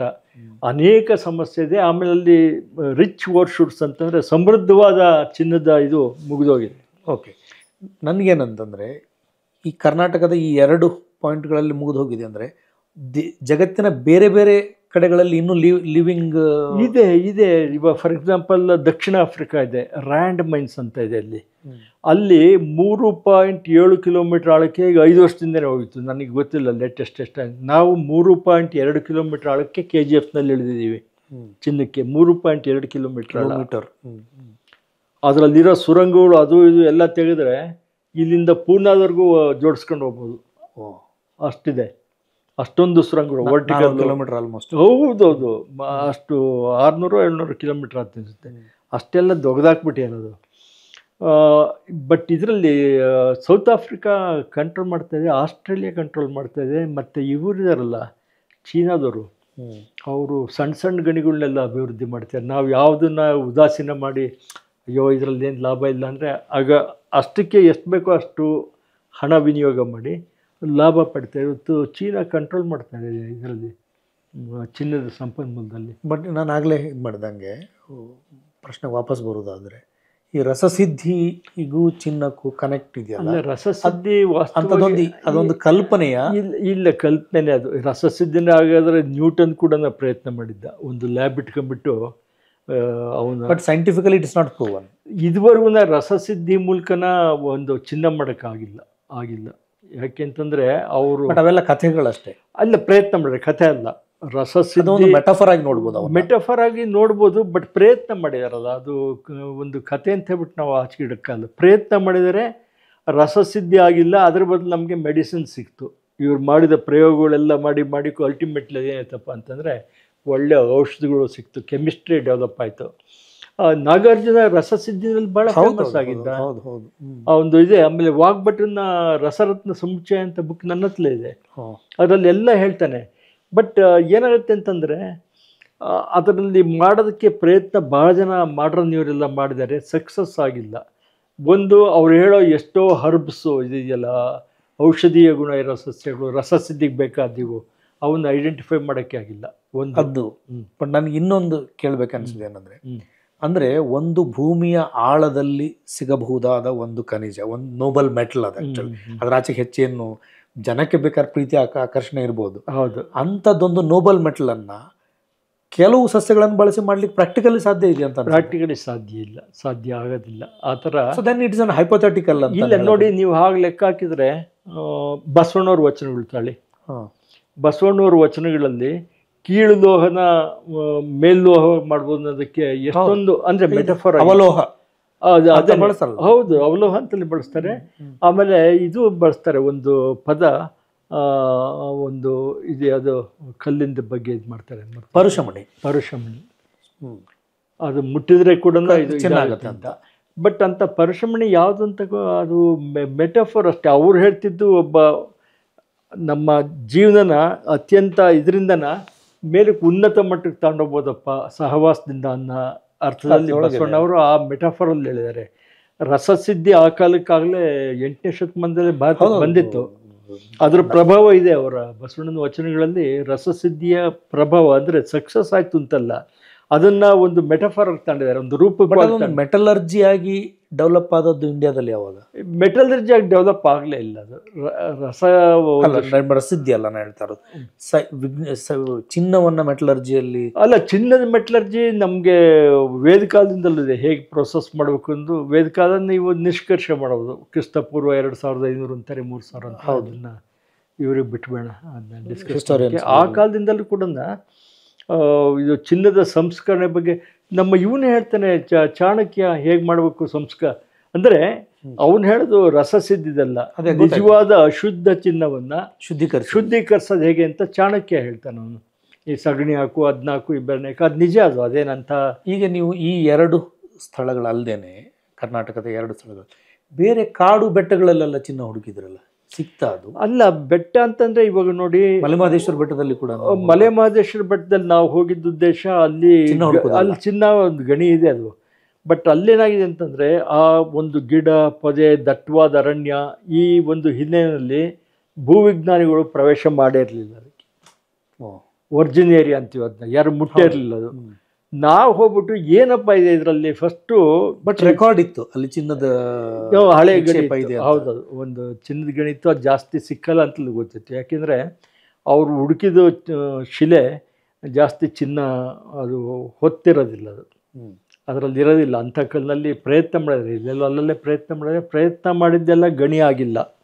ನಾವು ತಪ್ಪು ತಿಳ್ಕೋಬಾರ್ದು, ಪ್ರಯತ್ನ ಮಾಡಿದ್ದೆಲ್ಲ ಗಣಿ ಆಗಿಲ್ಲ. ಆದರೆ ಅವ್ರಿಗಿದ್ದಂಥ ಒಂದು ಕಣ್ಣಿನ ತೀಕ್ಷ್ಣ ದೃಷ್ಟಿ, ಈಗ ಇಂಥ ಕಡೆ ಚಿನ್ನ ಸಿಕ್ಬೇಕು ಅಂದ್ರೆ ಅಂಥ ಕಲ್ಲು ಹೋಗೋರಲ್ಲ, ಅದು ನಮಗೆ ಮೆಚ್ಚುಗೆ ಆಗುತ್ತೆ. ಮಲೆಮಹದೇಶ್ವರ ನಾಲೆಜ್ ಇದೆ ಆ್ಯಕ್ಚುಲಿ, ಖಂಡಿತ ದೊಡ್ಡ ನಾಲೆಜು, ಅದು ಅನುಭವದಿಂದ ಬರೋ ಅಂಥದ್ದು. ನೋಡಿ ನೋಡಿ ನೋಡಿ ನೋಡಿ ಮಾಡೋ ಅಂಥ. ಇವಾಗ ಎಷ್ಟೋ ಈ ಒಡ್ಡ ಜನಾಂಗ ಅಂತೀವಿ, ಅವರು ಎಷ್ಟು ಚೆನ್ನಾಗಿ ಕಲ್ಲನ್ನ ಎತ್ತುತ್ತಾರೆ ಅಂದರೆ, ಅವ್ರಿಗೆ ಜಾಯಿಂಟ್ಸ್ ಪ್ಯಾಟ್ರನ್ ಗೊತ್ತಿರುತ್ತೆ. ನಾವು ದೊಡ್ಡದಾಗಿ ಭೂವಿಜ್ಞಾನ ಮಾತಾಡ್ತೀವಿ, ಅವನೇನು ಓದಿರಲ್ಲ. ಇದು ಬೋವಿ ಜನಾಂಗ, ಅವ್ರು ಬೆಂಕಿ ಹಾಕ್ಬಿಟ್ಟು ಮೆಲ್ಲಿಗೆ ನೀಟಾಗಿ ಪದರ ಒಂದು ಒಳ್ಳೆ ಚಪಾತಿ ಥರ ಎತ್ತುತ್ತಾರೆ ಅದನ್ನ.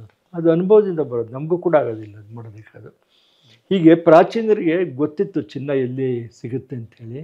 ಆಗ ಅಂಥ ಜಾಗನೆಲ್ಲ ಹುಡುಕಿ ಇದು ಮಾಡಿದ್ರೆ, ನಮ್ಮ ಮೊದಲ ಆದ್ಯತೆ ಆಧುನಿಕ ಖನಿಜ ಸರ್ವೆ ಮಾಡಬೇಕಾದ್ರೂ ಮೊದಲ ಆದ್ಯತೆ ಇಲ್ಲಿ ಪ್ರಾಚೀನರು ಕಾಲಿಟ್ಟಿದ್ದಾರೆ ನೋಡಪ್ಪ. ಕಾಲಿಟ್ಟಿದ್ರೆ ಪ್ರಯತ್ನ ಮಾಡೋ, ಸ್ಯಾಂಪಲ್ ತಗೊಂಡು ಹೋಗ್ತೀವಿ ಅವಾಗ. ಆಮೇಲೆ ಅದು ನೆಕ್ಸ್ಟ್ ಮುಂದಿನ ಹಂತ ಬೇರೆ ಬೇರೆ. ಈಗ ಚಿನ್ನ ಬಿಟ್ಟು ಬೇರೆ ಮೆಟಲ್ಸ್ ಕೂಡ ಕರ್ನಾಟಕದಲ್ಲಿ ಅಲ್ಲ ತುಂಬಾನೇ ಇವೆ. ಫಾರ್ ಎಕ್ಸಾಂಪಲ್ ಭೈರಾಪುರದಲ್ಲಿ ಕ್ರೋಮಿಯಂ ಇದೆ, ಬಟ್ ಅವುಗಳನ್ನೆಲ್ಲ ಗಣಿ ಮಾಡಲಿಕ್ಕೆ ಆಗಿಲ್ವಾ? ಆಗಿದೆಯಲ್ಲ, ಗಣಿ ಮಾಡ್ತೀವಿ. ನಾನು ಹೇಳೋದು ಇದನ್ನು ಬಿಟ್ರೆ, ಐರನ್ ಓರ್ ಬಿಟ್ರೆ. ಅಲ್ಲ, ಐರನ್ ಓರ್ ಬಿಟ್ರೆ ಕ್ರೋಮೈಟ್ ಅಂತ ಇದೆ. ನೀವು ಭೈರಾಪುರ ಅಂತ ಕಾಪರ್ ಅಂತ ಸಿಕ್ತಿತ್ತು. ಕಾಪರ್ ಇಂಗಲ್ಡಾಲ್ ಕಾಪರ್ ಚಿತ್ರದುರ್ಗ ಇದೆಯಲ್ಲ, ಆಮೇಲೆ ಕಲ್ಯಾಡಿ ಕಾಪರ್ ಅಂತ ಬಿಟ್ಟು ಹಾಸನ ಡಿಸ್ಟ್ರಿಕ್ಟ್ ನಲ್ಲಿ ಅಲ್ಲೆಲ್ಲ ಕಾಪರ್ ಮೆಟಲರ್ಜಿ ಕೂಡ ಪ್ರಯತ್ನ ಮಾಡಿದಾರೆ. ಅಲ್ಲೇನಾಯ್ತು, ಪ್ರಿಯರ್ ಟು ದಿ ಮೈನಿಂಗ್ ಅದು. ಎಲ್ಲ ಮೈನಿಂಗೇ ಮಾಡಿದ್ದಾರೆ ಕಾಪರ್ಗೆ. ಬೆಳ್ಳಿ ಬೆಟ್ಟ ಅಂತ ಇದೆ ಚಿತ್ರದುರ್ಗದ ಪಕ್ಕ, ಅಲ್ಲಿ ಕಾಪರ್ ಜೊತೆಗೆ ಬೆಳ್ಳಿ ಕೂಡ ಅಸೋಸಿಯೇಟ್ ಆಗಿತ್ತು. ನಮ್ಮ ಉದ್ದೇಶ ಇವಾಗ ವಜ್ರ ಮತ್ತು ಇದು ಬೆಳ್ಳಿ ತಗೊಂಡ್ರೆ ನಾನು ಖಂಡಿತ ವಜ್ರ ಕಡೆ ಹೋಗ್ತೀನಿ. ಬೆಳ್ಳಿ ಎರಡು, ಯಾವ್ದು ಮುಖ್ಯ, ಯಾವುದಕ್ಕೆ ಹೆಚ್ಚಿಗೆ ಬೆಲೆ ಇರ್ತದೆ ಅದಕ್ಕೆ. ಅಲ್ಲಿ ಬೆಳ್ಳಿ ಕೂಡ ಸಿಗ್ತಾ ಇತ್ತು, ಬಟ್ ಇಲ್ಲಿ ತಾಮ್ರ ಒಳ್ಳೆ ಗಣಿ ಆಯ್ತು. ಅಲ್ಲಿ ತುಂಬ ವರ್ಷ ಗಣಿ ಮಾಡಿದ್ರು. BP ರಾಧಾಕೃಷ್ಣ ಅವರು ಹಳೆ ಗಣಿ, ಅಲ್ಲೂ ಕೂಡ ಆ ತಾಮ್ರಕ್ಕೂ ಕೂಡ ಇನ್ನೋರು ಮಾಡಿಬಿಟ್ಟಿದ್ದಾರೆ ಆಸಾಮಿಗಳು. ಆಗ ಅದನ್ನೇ ಇಟ್ಕೊಂಡು ವ್ಯಾಪಕವಾಗಿ ಅಧ್ಯಯನ ಮಾಡೋದಕ್ಕೆ ಒಳ್ಳೆ ಒಂದಷ್ಟು ವರ್ಷ ನಡೀತು ಗಣಿ. ಅಲ್ಲಿ ಏನಾಯಿತು ಅಂತಂದರೆ, ಅಂತಾರಾಷ್ಟ್ರೀಯ ಮಾರ್ಕೆಟ್ನಲ್ಲಿ ಕಾಪರು ನಮಗಿಂತ ಚೀಪಾಗಿ ಸಿಕ್ಕೋದು. ನಾವು ಗಣಿ ಮಾಡಿ ಏನು ತಗೊತಿದ್ವೋ ಅದು ಬೇಕಿರಲಿಲ್ಲ. ಅಲ್ಲಿ ಏನಾಗುತ್ತೆ, ಅದು ಇನ್ವೆಸ್ಟ್ಮೆಂಟು, ಪ್ಯೂರ್ಲಿ ಬಿಸ್ನೆಸ್ ಇದು. 10 ರೂಪಾಯಿ ಹಾಕಿದ್ರೆ 15 ರೂಪಾಯಿ ಬರಬೇಕು, 20 ರೂಪಾಯಿ ಬರಬೇಕು. ಅಲ್ಲಿ ಆಗಲಿಲ್ಲ ಅದು. ಹೀಗಾಗಿ ಆ ಗಣಿ ನಿಲ್ಲಿಸ್ಬೇಕಾಯ್ತು. ಇಲ್ಲಿ ತಾಮ್ರ ಇದೆ, ಇಲ್ಲ ಅಂತಲ್ಲ, ಬಟ್ ಗಣಿ ಮಾಡಿದ್ರೆ ಅದು ವರ್ಕಬಲ್ ಅಲ್ಲ. ನಾವು ಹಾಕೋ ಬಂಡವಾಳಕ್ಕೂ ನಮಗೆ ಮತ್ತೆ ಅದು ಬಂಡವಾಳ ವಾಪಸ್ ಬರೋಕ್ಕೂ ಸಂಬಂಧ ಇರಲ್ಲ. ಈಗ ಈ ವಿವರಗಳನ್ನು ಇಟ್ಕೊಂಡು ಇದ್ರ ಜೊತೆಗೆ ನಿಮ್ಮ ಬರವಣಿಗೆಗೆ ಸಂಬಂಧಪಟ್ಟಂಗೆ, ಆ್ಯಕ್ಚುಲಿ ನೀವು ಭೂವಿಜ್ಞಾನಕ್ಕೆ ಸಂಬಂಧಪಟ್ಟಂಗೆ ಆಸಕ್ತಿ ಇದ್ದುಕೊಂಡು ಬರೀಲಿಕ್ಕೆ ಶುರು ಮಾಡಿದ್ದು. ಭೂಮಿಯ ಆಳ, ಅಗಲ, ಅದರ ವಯಸ್ಸು ಅದನ್ನೆಲ್ಲ ಇಟ್ಕೊಂಡು. ಬಟ್ ಅಲ್ಲಿಂದ ಜನರಲ್ ವಿಜ್ಞಾನದ ಕಡೆಗೆ ಹೊರಳಿದ್ದು ಯಾಕೆ ಮತ್ತೆ ಹೇಗೆ? ಅಲ್ಲ, ಒಂದಾಗುತ್ತೆ. ಭೂವಿಜ್ಞಾನದಲ್ಲೂ ಕೂಡ ಎಷ್ಟು ಬರಿಬೋದು? ಭೂಕಂಪದ ಬಗ್ಗೆ ಬರಿಬೋದು, ಇದು ಜ್ವಾಲಾಮುಖಿ ಬಗ್ಗೆ ಬರಿಬೋದು, ಭೂಮಿ ಅಂತರಾಳದ ಬಗ್ಗೆ ಬರಿಬೋದು, ಹಿಮಾಲಯ ಬಗ್ಗೆ ಬರಿಬೋದು. ಒಂದು ಹಂತದಲ್ಲಿ ಬಹುಶಃ ಜನಕ್ಕೆ ಭೂವಿಜ್ಞಾನಕ್ಕೆ ಬೇಕಾದಂಥ ಭೂವಿಜ್ಞಾನದ ಬಗ್ಗೆ ಪಾಪ್ಯುಲರ್ ಆರ್ಟಿಕಲ್ಸು ಬರ್ತಾ ಇದ್ವೇ ವಿನಃ ಒಂದು ಆಳವಾದ ಬುಕ್ಕುಗಳು ಹೆಚ್ಚಿಗೆ ಇರಲಿಲ್ಲ. ನನ್ನ ಸಬ್ಜೆಕ್ಟ್ ಅದೇ ಆದ್ರಿಂದನ ನನಗೆ ಅದ್ರ ಬಗ್ಗೆ ತುಂಬ ಒಲವಿದ್ದರಿಂದ, ಆಮೇಲೆ ಹೆಚ್ಚಿಗೆ ಕಾನ್ಫಿಡೆನ್ಸ್ ಇದ್ದರಿಂದ ಮೊದಲು ಬರೀ ಭೂವಿಜ್ಞಾನದ ಬುಕ್ಕೇ ಬರೆದೆ. ಹೆಚ್ಚು ಕಡಿಮೆ 30 ಬುಕ್ಕು ಭೂವಿಜ್ಞಾನದ ಬಗ್ಗೆನೇ ಇದೆ. ಹೌದು. ಆಮೇಲೆ ಯೋಚನೆ ಮಾಡಿದಾಗ ಒಬ್ಬ ಜನಸಾಮಾನ್ಯರಿಗೆ ಆಯ್ತಪ್ಪ ಭೂವಿಜ್ಞಾನ ಏನೋ ಹೇಳಿದ್ದೀನಿ, ಆದರೆ ಒಂದು ವಿಜ್ಞಾನ ಕೂಡ ಮುಖ್ಯ ಆಗುತ್ತಲ್ಲ, ಬರೀ ಭೂವಿಜ್ಞಾನ ಇಟ್ಕೊಂಡ್ರೆ ನಾನು ಲಿಮಿಟ್ ಆಗಿಬಿಡ್ತೀನಲ್ಲ ಅನ್ನೋ ಒಂದು ಇದು ಬಂತು. ಅಷ್ಟೊತ್ತಿಗೆ ನಮಗೆ ನಮ್ಮ BGL ಸ್ವಾಮಿಯವ್ರನ್ನ, ಕೃಷ್ಣಾಂತ ಕಾಮತ್ ಅವ್ರನ್ನ ಇವನ್ನೆಲ್ಲ ಓದ್ಕೊಂಡಿದ್ವು. JR ಲಕ್ಷ್ಮಣರಾವ್ನ, ಇವರು BP ರಾಧಾಕೃಷ್ಣ ಕೂಡ ಬರೆಯೋರು, ಆಡ್ಯಡ್ಕ ಕೃಷ್ಣ ಭಟ್ರನ್ನ, GT ನಾರಾಯಣರಾಯರು, JR ಲಕ್ಷ್ಮಣರಾಯರು ಇವನ್ನೆಲ್ಲ ಓದಿದಾಗ ಅಯ್ಯೋ ನಾವು ಬರಿಬೇಕಲ್ಲ ವಿಜ್ಞಾನನ, ಬೇರೆ ಬೇರೆ ಇದಕ್ಕೂ ನಾವು ಸ್ಪ್ರೆಡ್ ಆಗಬೇಕು, ಬರೀ ಇದಕ್ಕೆ ಇಟ್ಕೊಂಡ್ಬಿಟ್ರೆ ಜನಕ್ಕೆ ರೀಚ್ ಆಗಲ್ಲ ಅಂಥೇಳಿ ನಾನು ಮೆಲ್ಲಿಗೆ ಜನಪ್ರಿಯ ವಿಜ್ಞಾನ ಬೇರೆ ಎಲ್ಲೇ ಆಗಿರಲಿ, ಫಿಸಿಕ್ಸ್ ಇರ್ಬೋದು, ಕೆಮಿಸ್ಟ್ರಿ ಇರ್ಬೋದು, ಆಗ ಅಂಥ ಅಂಶಗಳನ್ನ ಗಮನ ಕೊಟ್ಟೆ. ಅಷ್ಟೊತ್ತಿಗಾಗಲೇ ಪತ್ರಿಕೆಯವರು ಕೂಡ ಜನಪ್ರಿಯ ವಿಜ್ಞಾನಕ್ಕೆ ಕಾಲಮ್ಸ್ಗಳನ್ನೇ ಕೊಡ್ತಾಯಿದ್ರು. ಪ್ರಜಾವಾಣಿ ಮೊದಲಿಂದಲೂ ಒಂದು ಪ್ರತ್ಯೇಕ ಇದನ್ನೇ ಕೊಟ್ಕೊಂಡ್ಬಂದಿದೆ. ಬಟ್ ನೀವು ಭೂವಿಜ್ಞಾನದ ಬಗ್ಗೆ ಬರೆದ ಮೊದಲ ಪುಸ್ತಕಗಳಿದಾವಲ್ಲ, ಅವುಗಳನ್ನು ನಾನು ಗಮನಿಸಿದ ಹಾಗೆ, ನಾನು ಓದಿದ ನನ್ನ ಸೀಮಿತ ಓದಿನ ಲೆಕ್ಕದಲ್ಲಿ ಹೇಳೋದಾದರೆ, ಅದು ಬರೀ ತಾಂತ್ರಿಕವಾದ ವಿವರಗಳನ್ನು ಮಾತ್ರ ಕೊಡದೆ ಅಲ್ಲದೊಂದು ಕಲ್ಚರಲ್ ಕಥೆಗಳನ್ನು ಹೇಳ್ತಾ ಅದರದ್ದೊಂದು ಕಲ್ಚರಲ್ ಇಂಪಾರ್ಟೆನ್ಸ್ ಕ್ರಿಯೇಟ್ ಮಾಡಿ ಕಟ್ಟಬೇಕಂತ ಅನಿಸಿದ್ದು ಹೇಗೆ? ಯಾತಕ್ಕೆ ಅಂತಂದರೆ, ಒಂದು ಗೊತ್ತಾಯಿತು, ನಾವು ವಿಜ್ಞಾನನ ಹಸಿಯಾಗಿ ಬರೆದ್ರೆ ಜನಗಳು ಸ್ವೀಕರಿಸಲ್ಲ. ಆ ವಿಜ್ಞಾನನ ಸರಳವಾಗಿ ಬರಿಬೇಕು ಅಂದರೆ ಅದರ ಅರ್ಥ ಅದರ ಸಾರಗಿಡದಾಗೆ ಬರಿಬೇಕು. ಸರಳ ಅಂದಾಕ್ಷರಕ್ಕೆ ನಾವು ತೆಳುಗೊಳಿಸ್ಬಿಟ್ರೆ ಮೂಲ ಕಲ್ಪನೆ ತೆಳುಗೊಳಿಸೋದಲ್ಲ. ಹೀಗೆ ಮಾಡಬೇಕು ಅಂದಾಗ ನೀವು ಸಾಹಿತ್ಯದ ಸಹಾಯನ ತಗೊಳ್ಳೇಬೇಕಾಗ್ತದೆ. ಇಲ್ಲಿ ಖಂಡಿತ ಆಗಲ್ಲ. ನಮ್ಗೆ ಇದನ್ನೆಲ್ಲ ಹೆಚ್ಚಿಗೆ ಸ್ಫೂರ್ತಿ ಕೊಟ್ಟಿದ್ದು BGL ಸ್ವಾಮಿ, ಕೃಷ್ಣಾಂತ ಕಾಮತ್ ಅವರೇನೆ. ಕೃಷ್ಣಾಂತ ಕಾಮತ್ತು ಎಂಟಮಾಲಜಿಸ್ಟ್, ಅವರು ಕೀಟ ವಿಜ್ಞಾನ. ಮತ್ತು ಅವ್ರು ಎಷ್ಟು ಚೆನ್ನಾಗಿ ಬಸ್ತರ್ ಪ್ರವಾಸ ಬಗ್ಗೆ ಬರೆದ್ರು, ಈ ಬಂಗಾಳದ ಬಗ್ಗೆ ಬರೆದ್ರು, ಸರ್ಪ ಸಂಕುಲದ ಬಗ್ಗೆ ಬರೆದ್ರು. ಅವರು ಪ್ರವಾಸಿ ಕಥನಗಳು ಅದ್ವಿತೀಯವಾಗಿ ಬರೆದ್ರು. ಇದು ನಮ್ಮ ದೇವಾಲಯದ ಶಿಲ್ಪಗಳ ಬಗ್ಗೆನೇ ತುಂಬ ಇದು ಮಾಡಿದ್ರು. ಇವ್ರ ಆಸಕ್ತಿ ಅಂದರೆ ನೀವು ಅಧ್ಯಯನ ಮಾಡೋದು ಇಲ್ಲೇ ಇರೋವಂಥದ್ದು ಅಥವಾ ಅಧ್ಯಯನ ಮಾಡಬೇಕಾದಂಥವು ವೈಡ್ ತುಂಬ ಜಾಸ್ತಿ ಇದೆ ನಾವು ಮಾಡಬೇಕಾದ್ದು ಅನ್ನೋದು ಗೊತ್ತಾಯಿತು. ಆಗ ಗ್ರ್ಯಾಜುಯಲಿ ನನಗೆ ಇವತ್ತಿಗೂ ಕುವೆಂಪು ಅವ್ರನ್ನ ಓದಬೇಕು ಅಂದ್ರೆ ತುಂಬ ಇಷ್ಟ, VC ಅವ್ರನ್ನ ಓದಬೇಕು ಅಂತ ತುಂಬ ಇಷ್ಟ, ಕಾರಂತರು ತುಂಬ ಇಷ್ಟ. ಯಾತಕ್ಕೆ ಅಂದರೆ ಅವರು ಬರೀ ಸಾಹಿತಿ ಅಷ್ಟೇ ಅಲ್ಲ, ವಿಜ್ಞಾನದ ಅನೇಕ ಮೂಲಭೂತ ಇದಗಳನ್ನ ಪ್ರಥಮ ಬಾರಿಗೆ ಪ್ರಯೋಗ ಮಾಡಿದ್ರು. ಅವರು ಶಿಕ್ಷಣ ತಜ್ಞರು, ಏನು ಬೇಕು ಮಕ್ಕಳಿಗೆ ಅಂತ ಪ್ರಯೋಗ ಮಾಡೋದು. ಕೆಲವು ಸಕ್ಸಸ್ ಆಯಿತು, ಆಗಲಿಲ್ಲ, ಅದು ಬೇರೆ ವಿಚಾರದ್ದು. ಆದರೆ ಯಾರೂ ಕೈ ಹಿಡದ ಜಾಗದಲ್ಲಿ ಅಥವಾ ಯಾರೂ ಕೃಷಿ ಮಾಡದ ಜಾಗದಲ್ಲಿ ಮೊದಲು ನೇಗಿಲಿಡ್ತಾರಲ್ಲ, ಅವರು ಶ್ರಮ ಭಾಳ ದೊಡ್ಡದಾಗಿರುತ್ತೆ. ಆಮೇಲೆ ನೇಗಿಲಿಟ್ಟ ಮೇಲೆ ನೀವು ಭತ್ತ ಬೆಳೀರಿ, ರಾಗಿ ಬೆಳೀರಿ, ಜೋಳ ಬೆಳೀರಿ, ಏನು ಬೇಕಾದ್ರೆ ಬೆಳೀರಿ, ಆ ಮೊದಲನೇ ಶ್ರಮ ಇರುತ್ತಲ್ಲ ಅದು ಅನೇಕರಿಗೆ ದಾರಿದೀಪ ಆಗುತ್ತೆ.